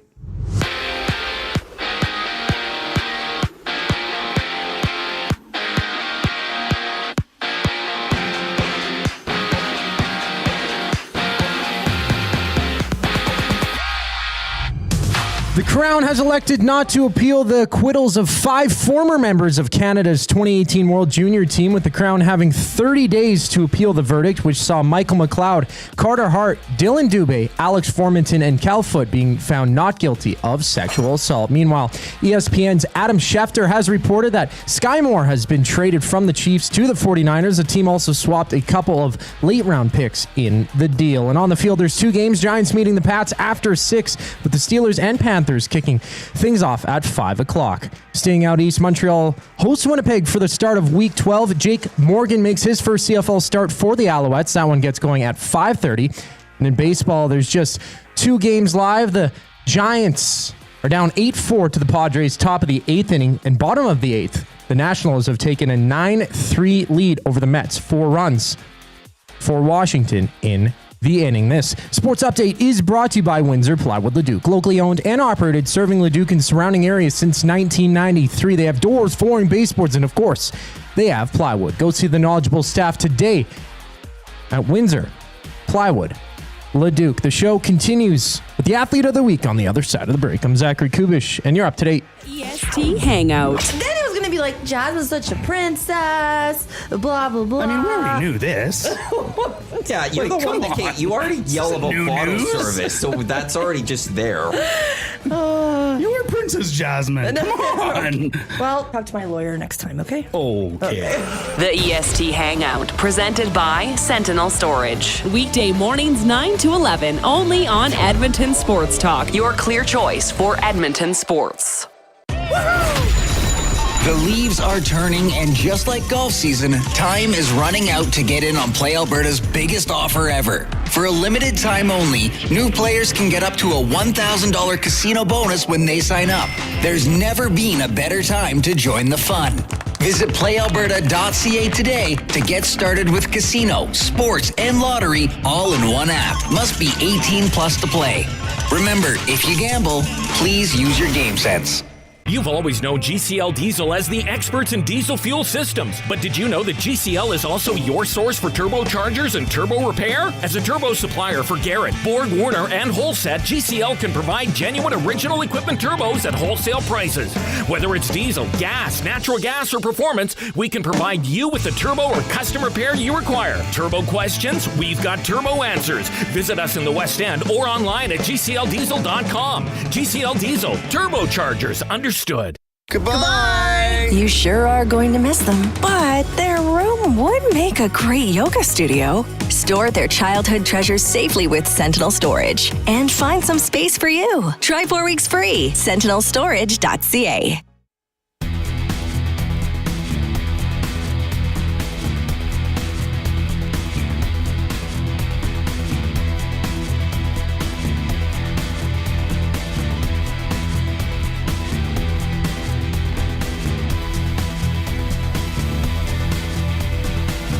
Welcome back to the Reid Wilkins Show with Jay Milne and guest co-host Matthew Iwanyk, who has literally inhaled what was remaining of Mario's mini Vienna sausages in a liquid. You gonna drink that? No. It was delicious. I finished them. How a little sippy poo? I finished all those. Care to have some of the juice? Nope. Okay. That's not what that's there for. Well, that's fine. I rather enjoyed it. Well, it is time to get to the Pasta Pantry Athlete of the Week. For 30 years in over 30 years in Sherwood Park, Pasta Pantry has served hot, delicious comfort food made right in our kitchen, and we do it fast so you can slow down. We're a family, and when you come to Pasta Pantry, you're one of us. And we are pleased to be joined by this week's Pasta Pantry Athlete of the Week, Sydney Naidu. Sydney, how are you? I'm good. How are you guys? We are doing well. We just had a Matt, Jay, and Koob eat segment. We've tried a lot of different things from the dollar store. Yeah, it's so I make that clear. It's from the dollar store too. Dollar Tree items. So our palates are a little intense right now, but that's okay. Sydney, how are you? Where are you? And what have you been up to this summer? I'm good. I'm in Saskatoon right now. I've just been traveling a lot this summer. I went to Hawaii, I went to South Africa, and then out in Saskatchewan to my cabin. So I've been all over the place lately. Wow, busy body. That sounds like you're putting together a good summer. Your story is equally incredible, inspiring, unusual, and we'll get to that in terms of sports. But as far as what you grew up playing, what were some of the sports you grew up playing? What were some of your passions when you were younger? I think hockey was one of the biggest ones. I played that for quite a few years. I also danced before and then after, and then I also did some track in between there with the club. So you recently attended and graduated from Franciscan University in Steubenville, Ohio? Yeah. Is that correct? Okay, what took you to Steubenville, Ohio? It's the most random place. I was at Trinity Western before. I was there for 2 years, and I just wanted to change. So I was looking at the States, and I found that school, and I went there. I applied and got in, and then I went there. Okay, and now we get into the part as to why, truthfully, you were nominated by your auntie Tahisha, and we'll get to her in a second. But first off, I just found this to be a really unique story because you went to Steubenville, and although you never played, or not on a team, I would say, or you can fill us in, you joined the golf team there? Yeah. So right before I was going out, I got an email saying, like, all the freshmen got an email saying that they had space on the golf team because they didn't have any people. And they were like, if you've had some experience or if you're interested in trying it out, let us know. And I missed kind of the sport aspect. I hadn't played a sport in 2 years. And so I was like, yeah, sure, I may as well try it. So I got there a little bit early and started practicing right away. So did you play golf leading up to this? Were you on golf teams in high school or at Trinity Western? You must have been an accomplished golfer to go and try out for the team at Franciscan University. No, I had actually never golfed before, never touched a golf club. So I went there for the first time and started golfing. It was crazy. Okay, as a golf fan, as a golfer myself, okay, what's in the bag? What type of clubs are you rolling with now? Found some in my garage and took those with me. That's it? That's what I did, and they worked. Yep. Yeah. Wow. Well, maybe you should have picked this up earlier, Sydney, because today out at the CPKC, the Canadian Open in Mississauga, a 15-year-old Calgarian, an amateur named Aphrodite Deng, is tied for the league at -5. She's on a -5 to be 66 today. So, so no big deal for Sydney Naidu. You go out to you go to another country and you say, you know what? I'm going to try something at a university level sport. Just give this a shot. I've never played golf, but hey, that doesn't bother me. Best part of your game: driver, fairway type iron shots, or putting. Iron shots for sure. Yeah. I'm not a bad putter. Driver, I don't stand a chance. Not great with it. Okay, so not only that, you're in another country. You're away from your family. You're playing a sport you've never played before. And then your coach suggests that, hey, Sydney, you're quite an athlete. Why don't you go out for the lacrosse team? Yeah. How does this happen? I've never heard a story like this where somebody at that level can go and play a sport they've never played and then go play another sport that they've never played at the university level. Talk us through how this all came about and ultimately how it went for you with your newfound lacrosse career. Yeah, so I had my trainer, our trainer, he was saying that he kept saying I was athletic, and then my golf coach was just like, you're hitting the ball like it's a hockey stick. He kept saying that. They're like, it's a hockey puck there. Then he was like, I kept saying I love the aggression, and he was like, you'd be so good at lacrosse. You should really try it. And he just kept saying it. He'd make little comments like that. And then I kind of got the idea in my head. And I was like, well, I may as well go talk to the coach and see what happens. So I went and talked to her, and she was like, yeah, you can come try it if you want to. Gave me some things to practice and stuff. So I got my stuff, went to practice. This was last year. I played for, I think, a week and a half, and then I tore my meniscus going into that. So that was a bit of a rough one. Couldn't play for the rest of the season. And then this year we got a new coach, and she asked me to play again. And I was like, sure, I'll give it another try, because I didn't get to really try it. And then I just went with it, and I loved it. I had a great team. I had a great coach, and I loved the sport. Now, something that you should be very proud of, and I'll let you explain it, but you were awarded something that I find to be, one of the highest honors in sport is when you can combine athletics and academics, and you were honored enough to receive, what award was that, Sydney? It was the 2025 All Academic District team.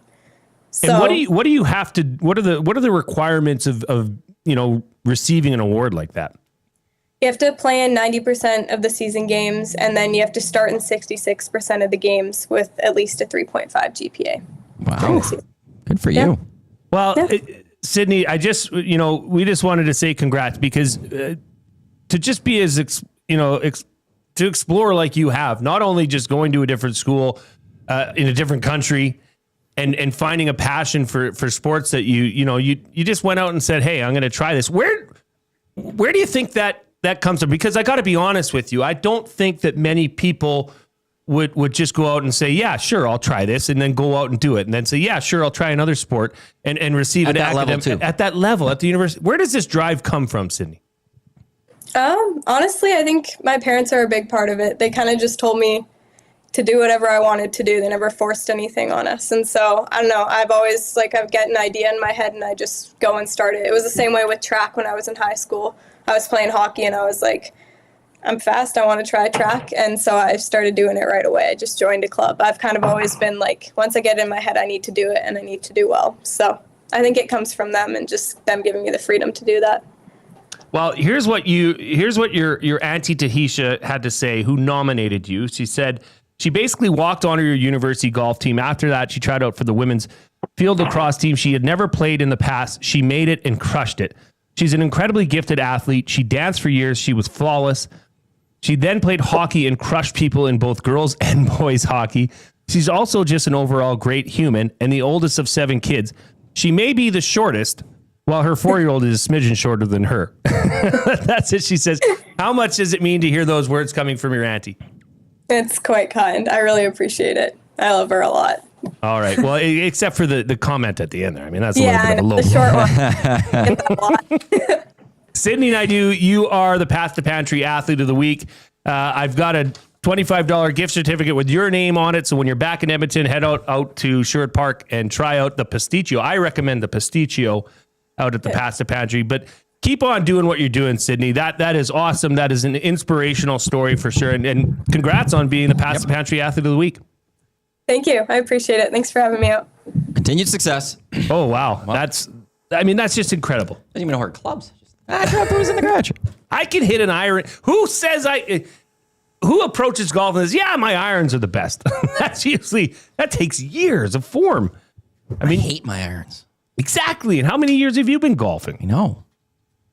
Wow. That's just awesome. That is exactly why we do the Pasta Pantry Athlete of the Week, to find stories like that. And there's hundreds of them out there. So if you want to nominate somebody for the Pasta Pantry Athlete of the Week, there's 2 ways you can do it. You can email me directly, j@edmontonsportstalk.com, or you can go to edmontonsportstalk.com, scroll down, and you'll see a contact form.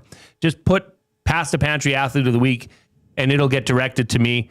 So hats off to Pasta Pantry for believing in us to pull this off. I think it's important to highlight people just like Sydney Naidu in our community, because they're doing great things, and you're probably going to hear from these Pasta Pantry Athletes of the Week later in life as well. Okay, we've got a jam-packed final hour of the show. We've got Lee Hacksaw Hamilton coming up. We're going to talk about ticket prices in hockey, and prepare yourself. I think this one might get a little bit interesting, shall we say. And of course, we've got to get to 75 thumbs up to get to words of the day. That was 55 right now. That was a mark set by Matthew Iwanyk. Yep. So if you haven't hammered the thumbs up yet, hit the thumbs up on the bottom and let us know you like helping out Edmonton Sports Talk. Okay, we're going to hear from our partners and then the Koob, but we will be back with the final hour of the Reid Wilkins Show with Jay Milne and guest co-host Matthew Iwanyk. 2 guys and a goalie. He tried to trade for Danny Heatley. Was that Tambo? Yep. He hired Pat Quinn. Well, maybe Steve Tambolini was here longer than I thought. Drafted Magnus Piarvi, 10th overall. I still like the pick. Great one. Traded Kyle Brodziak for nothing. That was a bad one. Signed Habby Bulin for who knows why. 2 guys and a goalie, presented by GS Construction. Tuesday and Thursday afternoons at noon, only on Edmonton Sports Talk, your clear choice for Edmonton sports. Win a trip to Osheaga with the Banquet in Aperol. We're sending one lucky guest to Montreal with flights, hotel, and 2 tickets to one of Canada's hottest music festivals. Enter by July 26. Details in store or on the Banquet app. Get real. Play hard. You know Dawn. Everyone knows Dawn.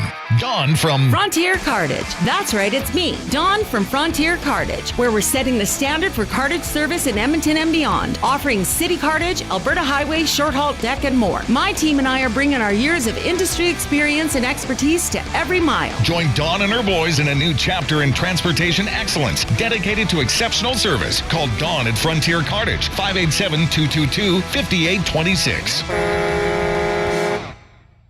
At Mind360, we invite you to embark on your mental health journey in a safe and comfortable space. Conveniently located in St. Albert, Mind360 has a diverse team of experienced clinicians that offer a broad range of tailored services for children, adults, and families. Furthermore, we are very proud to serve our military, veterans, and first responders. If you're looking for counseling, treatment, or assessment, understand that you are not alone. Contact Mind360 at mind360.ca to book an appointment today.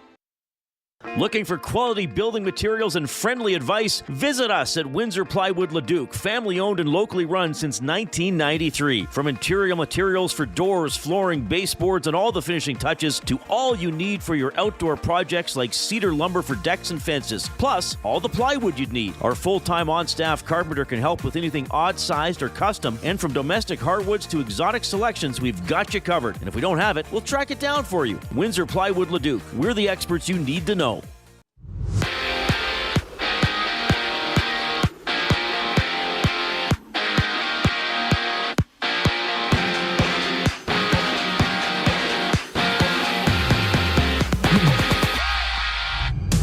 On the field, Carolina hosts Pittsburgh, and the Giants battle the Patriots. Steelers and Panthers going at it in just a moment. Later on, the Bombers and Alouettes match up for Week 12 in the CFL. James Morgan gets his first career start in the league for Montreal as he matches up against veteran Zach Kubusch for 5:30 kickoff. And the Crown has elected not to appeal the acquittals of 5 former members of Canada's 2018 World Junior team, with the Crown having 30 days to appeal the verdict, which saw Michael McLeod, Carter Hart, Dylan Dubé, Alex Formanton, and Cal Foote being found not guilty of sexual assault.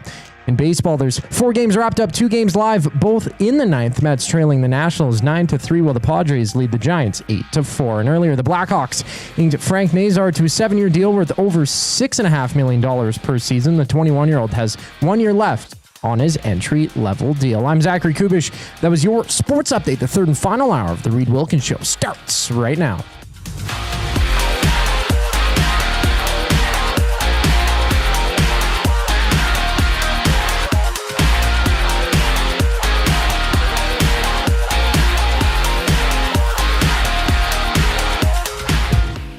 Yeah, it's the glue guy, holding it down, you know the vibe. Friday night lights to early morning strides. Used to lace up the cleats, crowd screaming my name. Now I'm lacing up Nikes, but the hustle's the same. Studio lights, hot takes, I'm running the game. Half marathons on Sunday, still chasing that fame. They call me the glue guy, sticking teams together. Welcome back to the Reid Wilkins Show with Jay Milne and guest co-host Matthew Iwanyk, live from the Banquet studio, where Mondays at the Banquet, you can bowl for just $2 a day. Grab your friends, have fun, and start your week right. Get real, play hard at the Banquet. Well, had myself some tapenade during the break. Got some on my shirt. This is that's just how it goes. My family knows that I'm a spilly guy. It happens. I'm surprised you didn't get any Vienna meat juice on your shirt. I'm a relatively clean eater. Relatively.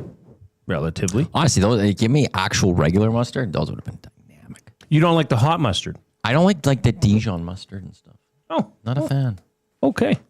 Well, I believe our next guest is making his first appearance on the Reid Wilkins Show. He has appeared on EST Afternoons with Hernan Salas and Joaquin Gage, but we are pleased to be joined by our next guest, Lee Hacksaw Hamilton, who's joining us on video. Lee, how are you doing today? Gentlemen, good afternoon. By the way, notation, you're supposed to eat lunch, not wear lunch. How you doing?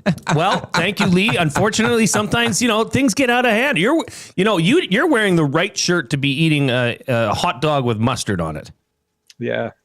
Listen, this is the first time in the history of Sports Talk in Edmonton that we're talking something aside from all things Edmonton Oilers hockey. But, it's middle of summer. We're about to start the NFL football season. We're in the middle of baseball pennant races, and it's 100 degrees in San Diego where I'm based out of today. Oh, geez. So it's quite something. So where do you want to go? Well, you can send some of that heat up here, Lee, anytime soon. But yeah, we're talking NFL for sure. There's plenty of quarterback questions coming out of NFL training camps. Some interesting decisions being made. So let's look into a few of these, okay? And we're going to kick it off in Indianapolis. Do you think Daniel Jones deserves a fresh start in Indianapolis? Well, he won the job, guys, and I think primarily he won it because Anthony Richardson just has not been able to stay healthy. He's had injury problems 2 years in a row. It's been quite a learning curve for AR-15. He was number 1 draft pick out of the University of Florida. Daniel Jones is established, but he's gone through his own rough times. New York Giants, number 1 draft pick, a bad situation there. A lot of bad players around him trying to rebuild the franchise. He threw a pile of touchdown passes, took an unbelievable amount of sacks, took 208 sacks in 70 games, a lot of interceptions. Very tough to hold on to the football. He fumbled it like 50 times. So they gave up on him. He had a major injury along the way. I think in the right situation, I still think Daniel Jones can play in this league, but I don't know that the Indy situation's any better than the Giants situation was for him. And in terms of Anthony Richardson, he's a big physical specimen, guys, but he scrambles a lot. He runs way too much. He's had 3 significant injuries in 2+ years, and they're upset. His agent is really upset, saying the trust has been broken. But at the end of the day, you can't have a starting quarterback that completes 47% of his passes. And that's what AR-15 has gone through in his first year and a half, and he's been on the field, off the field. There's just a learning curve there that he's got to learn how to be a pro quarterback. He's got to study, and I don't know that he's done that consistently, and he hasn't been surrounded by great talent, and he's been hurt a lot. So Daniel Jones starts. I think there's a push maybe that the agent wants the player traded. I can't see Indy trading Anthony Richardson because they spent a high draft pick on him. They're not going to get a high draft pick back, and maybe just need to convince him to stay here, stay in the system, work hard, become a veteran, and learn about what it's like to be a quarterback. But I wouldn't give up on him now. But they'll be better served, I think, for Daniel Jones right from the start, because I think Daniel Jones can be a good quarterback. He just needs better people around him. Well, another name that just keeps on popping up is Joe Flacco out in Cleveland. I mean, at 40 years old, how do you see this, how do you see this season unfolding for the Cleveland Browns? I mean, the targets are there, but Joe Flacco seems to keep saying, yeah, I can do it. Do you see it the same way, Lee? Well, I did NFL football for 17 years. I was the voice of the San Diego Chargers and then the Seattle Seahawks. It's an old phrase in the NFL. If you're telling me you got 2 quarterbacks, I'm telling you don't have a starter. In Cleveland, they got 5. They got 5 on the roster. Now, it's a byproduct of injuries and those situations. Joe Flacco will start. Whether Joe Flacco can stand in the pocket and win for them remains to be seen, because they've had a lot of offensive line problems 2 years running. The backup quarterback, Kenny Pickett, just not been able to stay healthy. The ex-Eagle, ex-Steeler, he's had a hamstring forever. He's not played in a preseason, so that's a big issue. They spent 2 draft picks on kids, Dylan Gabriel from the University of Oregon, who had a hamstring, but he played last week. He played pretty well, but to me, he's really undersized. I mean, if he's 5'10", that's standing on his tippy toes. So I think he's struggled a little bit against the size of the pass rush. And then, of course, the wild card is Shedeur Sanders coming out of Colorado. He's a phenomenal athlete, but again, he played in a jacked-up system where they just heaved the ball all over the yard. And he played that first preseason game, and I thought was really competitive, and we saw all of his athleticism. But he also threw balls into coverage you can't do in the NFL. I'll guarantee you, if this were a regular season game, he starts throwing those type of passes, he's going to get picked off 3 times because they're great cornerbacks and linebackers. And he was running for his life and taking bad sacks. So there's a learning curve for Sanders. I'm fascinated by his athleticism, but to me, there's a real teaching period that's going to have to occur for Shadur Sanders to show that he can play, because he played in a wild system at Colorado and prior to that at Jackson State. And anybody, including my golden retriever, could probably throw for 4,000 yards the way they threw the football. But he took a lot of sacks, a lot of hits. He got hurt. But Cleveland's just a mishmash of quarterbacks. And, of course, they're anchored by Deshaun Watson, who is now chronically hurt and is going to miss this entire season with the ruptured Achilles tendon. And they're on the hook for all $230 million of his totally guaranteed contract. And nobody wants Deshaun Watson, the person, much less Deshaun Watson, the injured quarterback. So it'll be fascinating to see how long Flacco can hold in there. And if Flacco gets dinged, where do they go? And in modern day football, guys, I've never heard of anybody keeping 4 quarterbacks, much less 5, 4 quarterbacks on the active 56-man roster. But Cleveland's saying that they may have to do it. So this story bears watching as week 1 goes to week 2, goes to week 4 of the schedule. We're with Lee Hacksaw Hamilton here on the Reid Wilkins Show. Justin Fields, he heads to New York to take over for the Jets. Have the Jets found their quarterback for a couple of seasons? What do you make of Justin Fields with the Jets? Well, they're having a lot of problems there right now. I mean, that new coaching staff led by Aaron Glenn has real good credentials, but this quarterback situation is kind of a nightmare, and this comes on the heels of the issues they had on and off the field with Aaron Rodgers last year. Justin Fields, it's supposed to be his job.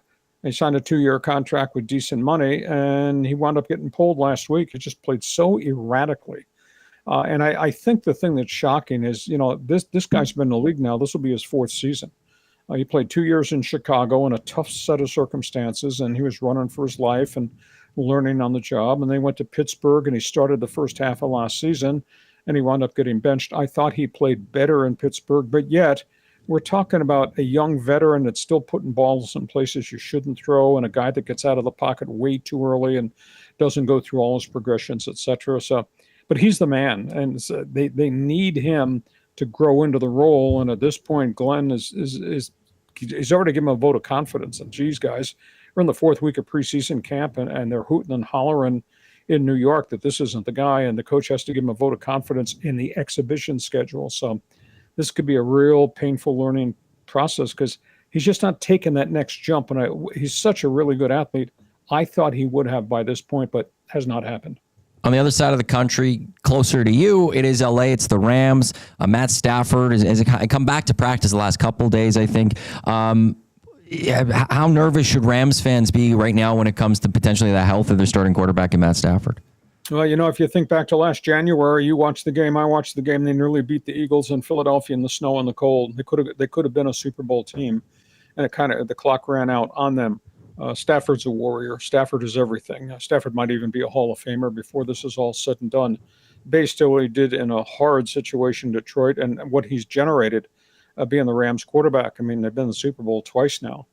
They think they're really good. They think they're really close. They have an unbelievably vibrant young defense.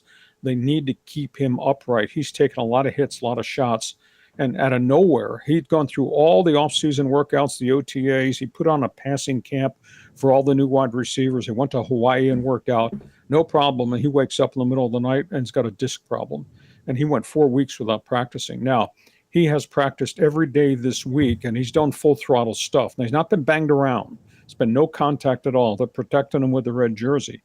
He's not going to play in this last preseason game, and they'll have 2 more weeks to hope that there's no further setback with him. But he's got to get hit, and he gets hit a lot. And that's the big issue, is can he hold up? Will his back flare up on him again? His disc issue came out of nowhere, and he had a herniated disc, and they put him in a hyperbaric chamber for the last week, oxygen led to help him get healthy. He's a great player. He's a great person. He's a great leader, but he doesn't have great protection. They don't have their left tackle. He's gone with a blood clot. They don't have the right tackle, who's coming off 2 knee scope surgeries. So suddenly the guys in front of him, that's not the Max Protect package that he's used to. So I guess we're withholding judgment. So far, so good. And we're still 2 weeks out from the start of the season, but he's going to have some contact, and he's got to get knocked around. And then we see how he feels that night, how he wakes up the next morning. Can he practice? I'm a little bit alarmed by this, but he's such a good guy, and he's done so many things in his communities for charities, in addition to what he's done from a leadership standpoint. So hope it works. Just don't know that I have all the answers right now. Lee, I wanted to ask you about some of these contract situations, these holdouts that are going on, players looking for extensions, Micah Parsons, Terry McLaurin, Hayward, Trey Hendrickson. Which of these big names do you see these holdouts coming to an end, and which of these do you see maybe no end in sight and looking for a new job somewhere else? I think there'll be a new mailing address for Trey Hendrickson, and that's not on the player. That's on ownership. I swear to you guys, if Paul Brown, the legendary Hall of Famer who founded the Cincinnati Bengals, if he could climb out of the grave, he'd fire his son, Mike Brown. Because this is a terrible thing that Mike Brown has done.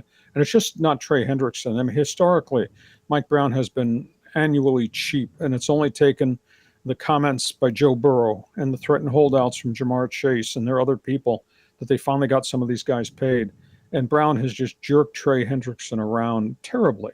And the way they've treated him, the things they've said about Trey Hendrickson. This guy's got 35 sacks in the last 2 years. He has been their defense. And he's one of the lowest paid defensive pass rushers in the entire league. I mean, way down the chart, like 25th on the pay list, when everybody's getting huge pay hikes, for Myles Garrett in Cleveland to T.J. Watt in Pittsburgh. And they've jerked this guy around. And they finally came to terms about what the total contract would look like. And then they came back and said, well, we'll guarantee the first year. We won't give you any guaranteed money in the second or third or fourth year. And that's crazy. Nobody does that to their players. So this Cincinnati thing is terrible. I think there's going to be a trade. The weird story is in New England, the Patriots with the new general manager, Eli Wolf, under the Belichick regime, everything was don't talk about anything. Eli Wolf just announced, I have a number one pick this year, multiple number one picks next year. I got $60 million in cap space. We're going to make some trades. Hendrickson might wind up there in New England. So that'd be a win for the Pats, and the veteran player would get paid. I don't know how they're going to solve the thing in Washington, because McLaurin has been a good soldier. They've had 12 different starting quarterbacks since he's been there. It was only up until last year they finally started to win. But he's an integral part of everything they have with Jaden Daniels.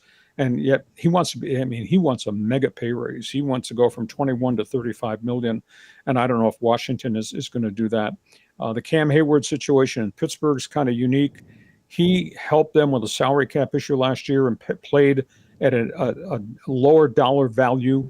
And they made an agreement that if he had a banner season, they would hype him up from 14 mil. Well, he had an unbelievable season for an older defensive tackle. Well, he wants to get paid. Now, he doesn't want 35 million. He doesn't want Myles Garrett money, but he wants 25 million. And they're just way away from that number. So I think that thing bears watching. And the Dallas storyline, I can't understand how Jerry Jones would ever consider trading Micah Parsons. And I don't understand, with all the years that Jerry has been there running that franchise, you have to have an agent to be part of this thing. And he circumvented the agent by dealing directly with Micah Parsons in terms of the dollars. But Micah then wants to reintroduce the agent in the conversation because there's contract language and all that stuff, guarantees, injury protection clauses. And Jerry says, I'm not going to meet with the agent. Well, you can't do business that way in the modern day in the NFL. And I'd be floored if Jerry trades this guy. But I'll tell you what, I bet the general manager in New England, area code 617, I bet he's already talked to the Cowboys about, you can't solve Micah Parsons. I'll give you multiple picks and players. I'll take Micah Parsons, and we'll find a way to get the deal done. I'd be floored, though, if Jerry did that. But then Jerry's done a lot of weird, dysfunctional things running that franchise. I don't know when the last time was they won a playoff game. They haven't been in the Super Bowl since 1988. So, and Jerry is of the opinion, what I do is important because I own the team and I can do anything I want, but they're not having great success. So they got to take care of Parsons at this point. They're not even talking, and we're a week and a half away from the start of the season. Yeah, not looking good. Lee Hacksaw Hamilton, we appreciate your insight as always. Hey, listen, if people want to hear more from you or get some more insight into some of the details we went over here, where can people listen to you, Lee? Well, when everybody's done watching and listening to you in the Great White North, I'll invite them to go on my YouTube channel, because I do a huge podcast twice a week. I don't do it 5 days a week. Twice a week. Just go to Lee Hacksaw Hamilton. It's on YouTube. You'll really find it different. A lot of graphics, a lot of an unbelievable amount of content. And I do talk hockey when there's hot hockey stories out there to be discussed. Also, I have a website. I write on it every day of the week, and I guarantee you 2 characters when you get your first cup of coffee in the morning. If you check my website at 7 a.m., that's when I post it. You'll know every story there is in the world of sports, and you don't even have to pay me a rights fee to take my stuff and put it on your podcast. But we're in the air everywhere doing a lot of different things, just like you guys are doing up there. Wow, fantastically. We really appreciate it. Thanks Great for hopping stuff. on and taking the time to join us here on the Reid Wilkins Show. Have a great day. Anytime, guys. Glad to do it. Talk NFL with you again. Be well. Thank you. That was the one and only. He's the best. Yeah, Lee Hacksaw Hamilton. I mean, just the insight and the knowledge that's going through that man's brain is just immense. So that was awesome. Look, we got to get out. We've got the oil understood coming up for GCL Diesel. A reminder, we need 9 more thumbs up to get to the threshold that Maddie has declared of 75 thumbs up to get to words of the day, for double word of the day. Yeah, I was always going to give you the 1. So if you haven't yet, please hammer the thumbs up. This has been a fun show. It's been a fun week. But now we got to hear from the one and only big brain himself, the Koobinator.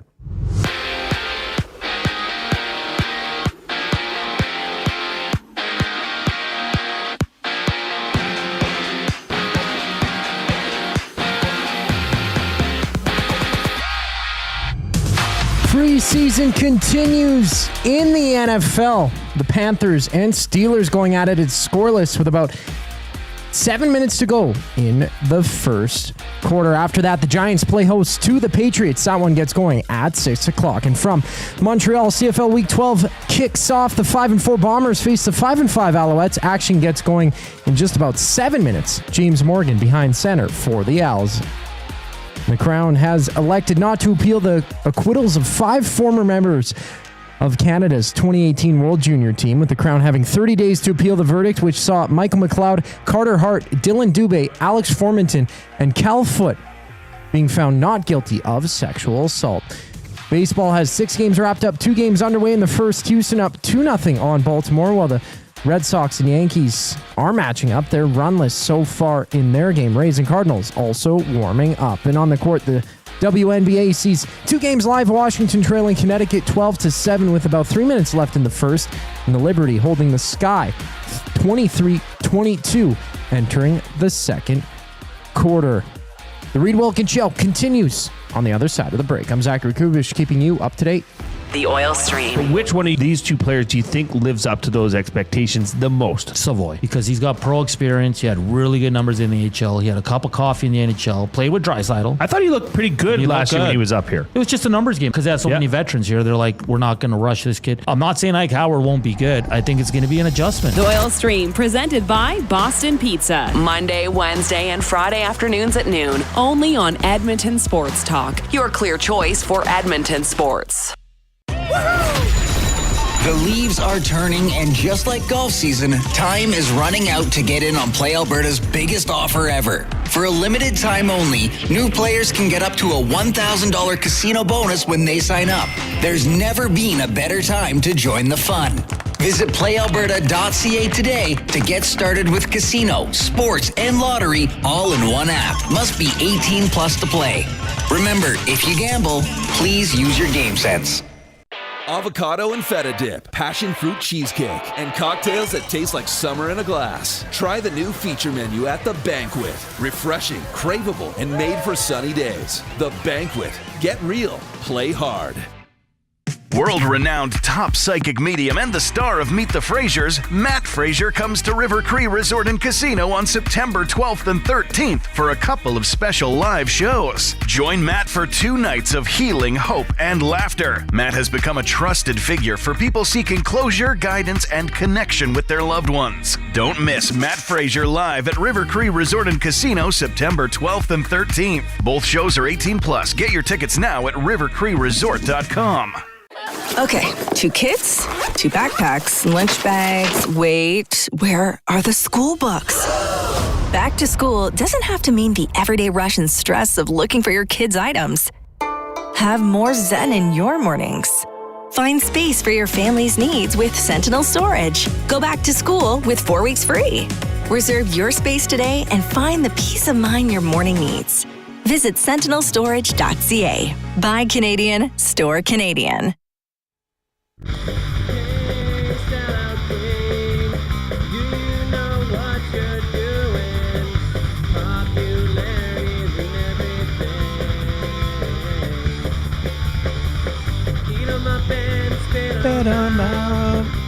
It's all you ever do. You know what song this is? Reid would know.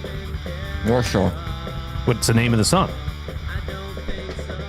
I don't think so. Something Queen? Yeah. Sellout Queen. Sellout Queen. Yeah. Real banger there. Why should I know what it is? I'm just saying Reid would. Yeah, he's your co-host. Or you guys are hosts. You guys share a show together. So do we. Not a regular show Monday through Friday. It's different. If you had to choose who is your closest friend now in this office, it's Reid. You did call him your best friend. Well, I've called him that. I don't know if Reid reciprocates what I've said. But he's still your best friend. It doesn't need to go both ways, right? Yeah. No, it doesn't have to. It's a choice. He should know you better than I should know you. Probably. You should know me pretty well, too. But I work with you once a week for CFL season. But so that's after 18 hours. weeks. We don't work during the day. Right, but you work for 3 hours with Reid. You spend time with Reid, way more time with Reid than anyone else. He should know more about you. Yeah. I am I close my door and stay to myself in this office. Yeah. Says a lot. Yeah. Mm-hmm. You guys aren't at my level. Well, we'll see who is as we get into the Oil Understood, which is brought to you by GCL Diesel, providers of the best diesel engine components around, from turbochargers to injectors, fuel pumps to sensors. They are the critical engine component experts, proud to serve Edmonton and Northern Alberta for over 50 years. And now a partner of Edmonton Sports Talks and the Reid Wilkins Show. GCL Diesel.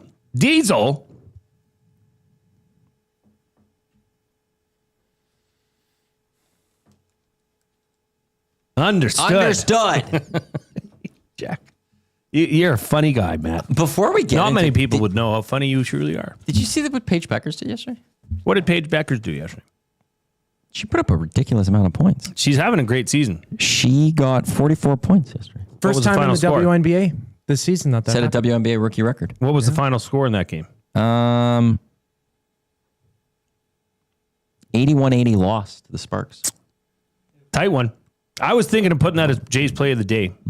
Was a win, a money line win for Dallas. Dallas, they've been really hit and miss though. Beckers, she put up like 30 points though, something like 3 or 4 times this season. Sorry, that has nothing to do with the Oilers. Big WNBA fan. Came up over there.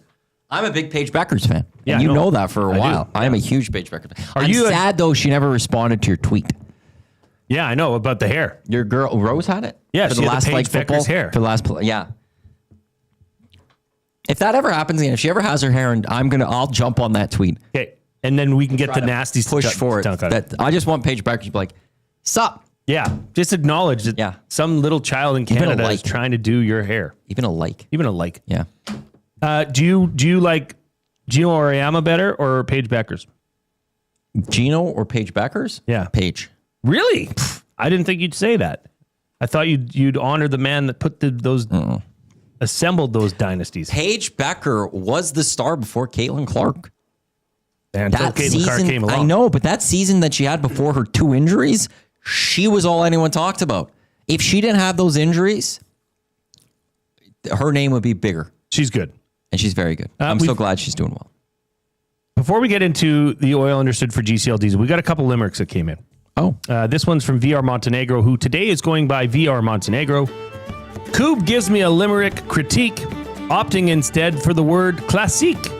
I'll need his chime-ins. He knows my rhyme-ins. It's his job to keep my flow on fleek. That was good. That was peak. Oh, Koob, how dare you. Tippity top. This one comes in from Atif, but I think it might be AI Teef. In Edmonton's field, bold and green, the Elks chase a victory keen. Against the Redblacks, they'll pick up the slack, and 3 straight wins will be seen. I don't know if that is AI Teef. He sent in some that I think I'm going to give Atif that one. Well done, Atif. Keep them coming.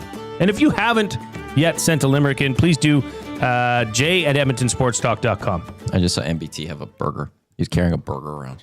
Well, that is McLeod Bethel Thompson. Okay, Maddie, we got to talk about ticket prices. This is something that I've wondered when this would come to a head.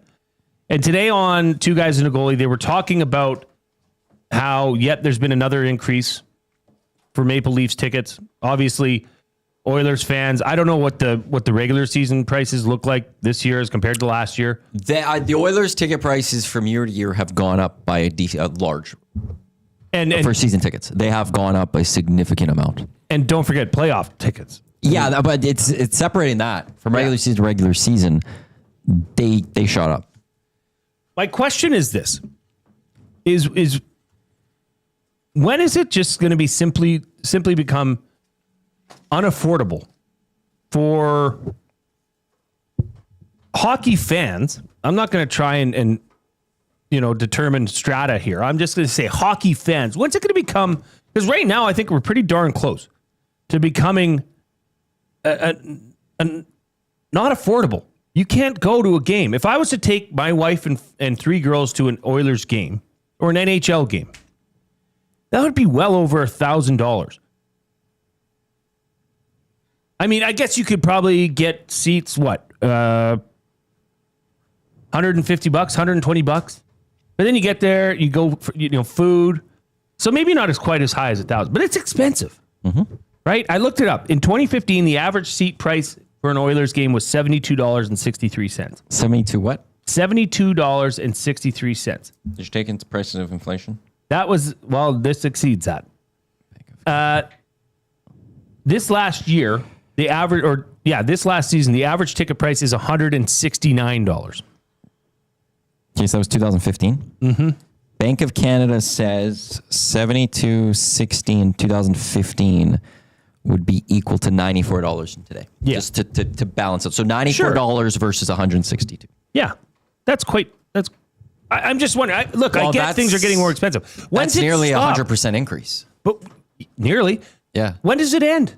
When does this stop? I got two ways to answer this. One is what I'm saying is, in 10 years, are we going to be saying that $169 seat is now $280? Yes, for an average seat. Yes, you will to a degree. Yes, and the reason for that is, I have two ways to go about this. I'll go with the first one first. This goes back to there's a question of what's going to happen to WHL when Gavin McKenna goes to Penn State, and what's going to happen to the CHL overall. And the common answer you get is that the CHL will be fine. They might lose out on the top overall draft picks, but they're still going to get players. It's as you go down, it's the lower levels that are going to miss out. It's maybe the U Sports, it's the AJHLs. It's the as you go lower, they're going to start missing out on players. People will always spend the money on the Oilers. They will find that money to spend on the Oilers, and what that's going to hit is everything else in the city. Even though the Riverhawks are affordable, there's going to be less people going to Riverhawks games. Even though the Stingers are affordable, there's going to be less people going to Stingers games. I think part of why the Elks suffer is that Oiler tickets prices have gone so far up. They have those tickets. They do have cheap tickets, but they're not as low fully as the Riverhawks and Stingers. So they've started to lose that. But eventually those other teams will start losing it. The local university teams and college teams, they're going to start losing extra people. The concerts, we've seen it across the board that some concerts are struggling to sell in other cities, but people are going to just have less entertainment dollars, but they're going to still use their entertainment dollars on the Edmonton Oilers. They're just going to have less to spend everywhere else. Well, and I'm not naive to the fact that this is a hockey market, and there's a great demand for Oilers anything. Of course, I understand that. But I think the Oilers or any successful NHL team can charge essentially whatever they want. Yes. And if people are paying that, then what would suggest to them that they've hit the ceiling of what they can charge? That's the other part to this is people are spending the money. You could complain all you want, but they're still spending it. But I will take another part to this that I'm sure is going to annoy some people. But this is somewhat the reality of these things. You don't have a right as a fan of a team to go see them in person. That's not a right. Who said it was? No, I don't know. But So from a business perspective of the Edmonton Oilers, that's how they might be. It's not all their fans don't deserve to come in. And the Oilers are becoming a premium exclusive product. Sure. I would agree with that. That's what it's becoming. It's a status to be an Edmonton Oilers season ticket holder more and more. And it's going to slowly keep going that way. And it slowly becomes more and more I'm going to bring my business relationship to this because I want to show them I'm an Oilers season ticket holder. And a lot of and this is a population of 1 million people. There's enough people here to spend the big money that we think is a ridiculous amount of money. There's enough people here that can afford that or can expense it or put it on their business account. That for the Oilers doesn't matter. They will keep, as long as people are still paying for it. They don't care who's paying for it. They don't care what they do at those games. People are going to keep, as long as they can sell those tickets. And right now they're able to. It's not going to end. And unfortunately, more and more people will be kicked out and not able to go. But part of that is this is the business of the Edmonton Oilers. And there is no right for any Oiler fan to have a guaranteed spot to chance to go inside the rink to go watch their team play. And the Oilers are taking full advantage of that. They're going by, and you know, this season we're going to hear about complaints about beer prices. We're going to hear complaints about a lot of pricing. But in the end, people are still going to buy it. And that's why the Oilers are able to do this. You can let us know what your thoughts are on the afternoon inbox presented by River Cree Resort and Casino, where right now you could still get tickets for Elton Ron. That's a tribute to Elton John. Show date is August 29th. Get your tickets at www.rivercreeresort.com or at the River Cree box office. This one comes in from Uncle Jesse. They are already unaffordable, Jay. I make 6 figures and can't justify taking my family. I'll try and get in one late round playoff game a year, buying one ticket. I'm sorry, Uncle Jesse. He said at the end, please don't publish my handle due to that. So my apologies, Uncle Jesse. I owe you a beer next time I see you. Nolan from St. Albert says, most I've ever paid for a front row seat was $225. I mean, it just. But they're don't know. selling out. They're selling out. They're selling out. So they aren't unaffordable in the Oilers' eyes because they're going to have the 18,339, whatever the official sellout numbers. Their corporate boxes are full. The Sportsnet suite is full. Yep. People are buying concession. People are buying merch. For the Oilers, from an Oilers perspective, it's not unaffordable because people are still paying for it. But this is why I also will say, though, to come back a little bit to your question too, though, is I truly believe, just from my gut, that Daryl Cates will sell this team before Connor and Leon ultimately retire. In their latter years of being Edmonton Oilers, he's going to bow out because I don't know then, when this team isn't a Stanley Cup contender, like, let's just go based on the history of the top teams. You know, if you look at the Penguins, you look at the Blackhawks, you look at the Kings, you know, they go win their cups, are good for years, but then there's a bottom out period. You drop out. The Sharks, even though they didn't win the cup, there's a bottom out period. I don't know if you're going to be able to justify those ticket prices at that point. There's going to be a lot more people throwing tickets back. So either you have to do one of two things, keep the prices what it is and empty stadium, or roll back ticket prices. I don't think Daryl's going to do that. I think you cash out at that point if you're Daryl Cates and the family. And that's the biggest reason I stand by that. I feel that they will eventually sell this team. That's probably, 12 years from now or so? But I bet they bow out. That's just my gut. Yeah, you've said that. I'm going to keep saying that one. Because do you want to be that person who comes out? And the reason you could go sell them is because sports prices and valuation have shot up, that it's a status thing. You'll find somebody that will want to jump in, and then they'll have to deal with that problem. Daryl's had enough of when it comes to all that. But in the end, for the Oilers, you could keep raising prices because people still go. You know, playoffs come, and people are finding the money to go spend on the playoffs. The problem is that there's less expendable and entertainment money within households, and everyone else in the city misses out or will start to miss out. But people will make sure they find a way to even if it's just getting to the one Oiler game a year, that will come at the cost of something else, though. Yeah. And that might be a couple of Elks games. That might be me moving forward, going to Riverhawks for the summer. Well, I was going to look at it a different way, Maddie, in saying that, well, if that does price you out, if you say no, like honestly, that's why we love the Stingers. I can take my family there. We sit in great seats. We split a season with Damon Bunting. and it's like under $2,000. I go to a game with a season seat, parking's free. You go in there, I go downstairs and I buy the girls a hot dog, pop, or chips, or candy bar, and it's like $15. Okay, so that for me is just the simplest answers. Okay, I'm not going to necessarily, I'm not taking my family to an Oilers game. It's just not economical. You just can't do that. At least I can't, or I certainly can't justify it. But doing something else like this that doesn't get the attention, it fulfills me that way as well. Yeah, but I feel like there's some people out there that think of it, I want to still go see my Oilers. So I'm going to, like, I used to be able to go to 4 Oiler games a year. Now I could only go to 1. And they're going to spend that money to make sure that they still go to the Oiler game. But with the pricing, it may still cost so much that, like, if you look at concerts, they're the big one too. There's a lot of concerts that are tours that are getting canceled these days because their prices are so high and people aren't paying for them. Mm-hmm. The Taylor Swifts, the Olivia Rodrigos, the AC/DCs, the Metallicas of the world, they roll through. They're the big concerts. They sell out.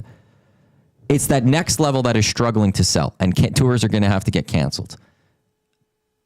I think there's more people though that will still take their money and they'll pull it together and just go to the Oilers, even if it means a couple of less games, but they will spend it all on the Oilers as opposed to doing other things. And there's, I think, less people like you that will just say, well, instead of taking my pool of money and, I can't do the Oilers now, I'll just go to more Stingers and Riverhawks. I think it's reversed. Yeah. And that's why they're going to suffer. Well, and once again, this is a hockey market. This is a hockey city. What did Lee Hacksaw Hamilton say? He says, wow, I can't believe we're talking something other than Oilers hockey. Oiler market. Key difference. Oh, yes. Okay, forgive me. Oilers market. You're 100% correct. Right. Because otherwise the Oil King, like if we're talking, there's enough people that say Oilers ticket pricing is way too expensive. There should be more people at Oil Kings games. Because like concessions inexpensive and tickets are inexpensive.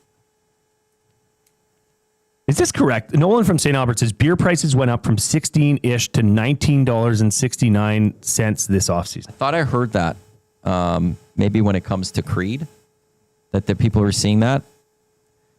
I will say that's in line with major venues across North America.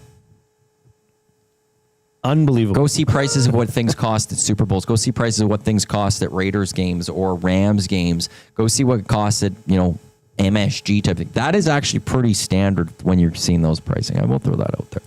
But in the end, here's the thing. The Oilers can do it because you'll still buy it. Market economics. 100%. I mean, what are you going to do? If you don't like it, don't go, which is what I've done.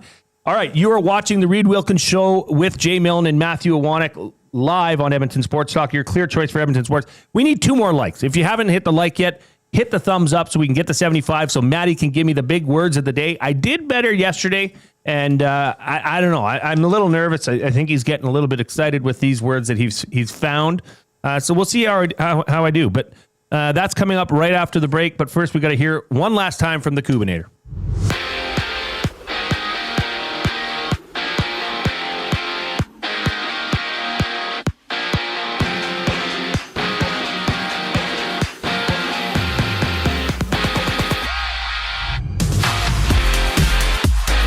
Preseason continues in the NFL. From Carolina, the Panthers lead 3-0 over the Steelers. About a minute left in the first. After that, the Giants play host to the Patriots at 6 o'clock.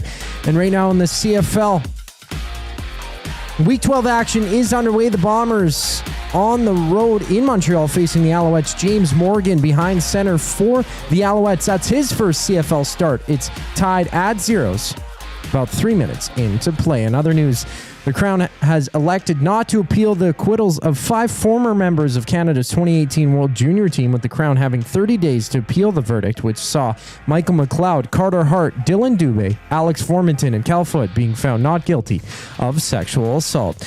3 games alive in baseball, 2 of them in the second. Yankees and Red Sox runless, while the Orioles trail the Astros 2-0. Elsewhere, the Cardinals and Rays are locked at zeros in the first. In WNBA action, 3 games underway. Minnesota up 12-8 over Atlanta. 6 minutes to go in the first quarter. The final segment of the Reid Wilkins Show brings us back after the break. I'm Zach Kubusch, keeping you in the loop. EST Afternoons. Blackhawks forward Frank Nazar has agreed to terms on a 7-year extension for $6.6 million AAV. He's played 56 games, played 53 games last year. He had 26 points. I understand the cap's going up. I understand they're taking a bet, but what do you make of this? When you told me about this in the kitchen earlier, my first response was, who? EST Afternoons, weekday afternoons 1 to 3, only on Edmonton Sports Talk. Your clear choice for Edmonton sports. Your brand deserves more than just a whisper, it deserves a buzz. At the Hive Product Marketing, they specialize in promotional products that bring the buzz. From eye-catching giveaways to unforgettable keepsakes, they got the perfect products to make your brand stand out and get noticed. Visit the Hive Product Marketing and let them create the buzz your business deserves. The Hive Product Marketing, the official merch partner of Edmonton Sports Talk. Visit them online at thehiveproductmarketing.com. Looking for a winning strategy for your retirement? Contact me, Joaquin Gage at K4 Financial, where expertise meets dedication. I will always look for a careful approach to your retirement, ensuring your financial future is secure. From tailored strategies to clear, actionable advice, I'm here to guide you every step of the way. Don't leave your future to chance. Get in touch with me, Joaquin Gage, today at k4financial.ca or email joaquin.gage@k4financial.ca to start planning for a brighter future and a more secure retirement. Hi there. If you're like me, you like to picture yourself in luxury, even though there's absolutely no way you could afford it. And if you can, well, even better. Thankfully, I picture myself in something that is luxury, but still absolutely affordable, like the all-new Mazda CX-90 from Park Mazda. With the new luxury features like facial recognition settings and quilted detail Napa leather seating, I can pretend to be comfortable with all of my proper settings activated without even touching a button, thanks to Mitch Lewicki and the great staff at Park Mazda. I like to picture Mitch Lewicki as a ninja fighting off evil samurai. Park Mazda, your dealer for life in Sherwood Park off Y Road, parkmazda.ca.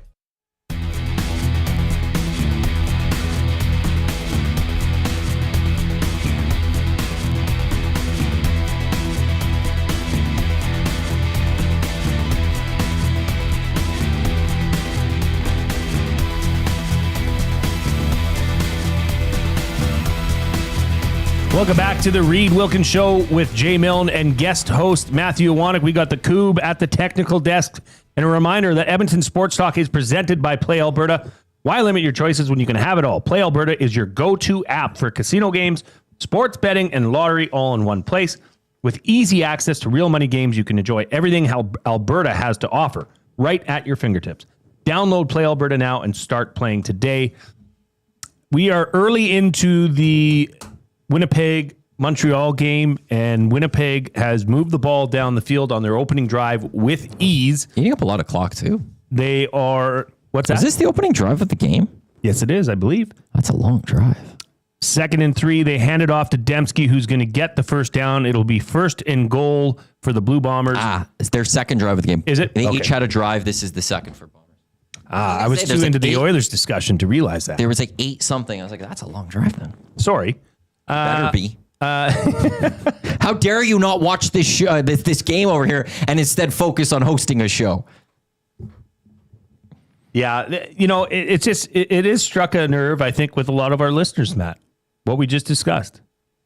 And I mean, these are diehard Oilers fans, right? And I guess maybe that's a tough pill to swallow for me. And I understand the economics of it. I'm not naive. But it's just, you know, at times you're pushing away those that are most loyal to you. And it sucks. It sucks if you're really a diehard Oilers fan. I feel for you because that's got to be hard on the pocketbook. Yeah. But we move on. Folks, we did it. We got to our goal, which was set by Matthew Iwanyk of 75 thumbs. We're at 77. So we're going to do words of the day. The word of the day with Koob. Yeah, let's go with that one, sir. We don't play, we educate. Oilers on replay, but I hustle elevate from the rink to the street, from the beat to the booth. Reading Jay, spitting facts and the truth. Oh, that's a hard end. Yeah, that is a hard end. I don't mind it. Can we hear that one again? Yeah. Well, sorry, that was me producing it. You know what you could do is you could loop it so it plays that chorus twice. Like, you know. What do you mean you were producing it? You did try to fade it down? He's mixing it back there. He just mixed this little ditty up. I did the clip. Play it again. I guess so. play, we educate. Oilers on replay, but I hustle elevate. From the rink to the street, from the beat to the booth. Reading Jay, spitting facts and the truth. Hey. It does just cut a hard, a lot. it's just a hard end. Yeah, that's It has nothing to do with you. That's just a hard end. Well, I made it like that though. I'm the one who cut. Right, that's from the. I know what we can do. Song. I know what we can do. That obsessed I me. got some No, ideas that's tingling, already. working their way around my my brain here. All right, first word of the day. Albatross. Albatross. Albatross. Correct. Now, is this in reference to golf or an animal? It's an honest question. I will let you go The as you wish. definition of I will let you go an as albatross is the name of a bird, so I wouldn't think you'd use a name of a bird. So I'm going to go with the definition of an albatross as hitting. How do I say this properly? Achieving the score of -2 on an individual hole of golf. So that is incorrect. Oh, that's right. It's -3. So it's like hitting a 2 on a par 5. Yes. Are you still going to give me You don't partial get points for that one. Partial. No. I knew what it was. No. You said it was -2. I know. I was going to say a 2 and a 5. It's another term for double eagle, as they said. -2 is eagle. Sorry. No! -2 could also be a hole in one. Okay. You're only giving me 1 out of 2, even though I clearly knew what an albatross is. But Can you give me like 1.25? No, not today. Koob, can you believe this guy? A very large oceanic bird related to the sheer waters with long, narrow wings. So is also, I would have accepted that as well. You are the. My gosh. I would have accepted either of those two. But the definition is another term for double eagle. Did you say double eagle? Did you say the -3? That's wrong. Fine. That is wrong. It is incorrect. I admit you're wrong. You could have directed me. I would have done that for Reid. That's cool. Am I you? You are not me. Exactly. Am I? Has anyone ever claimed me to be glue guy? Playing by different rules. Persnickety. Mm-hmm. Just like our guest. We should cut that from him yesterday. Hey, I want that on the soundboard. Okay, 1 for 2. Thanks to Commodore Matthew. Kinesiology.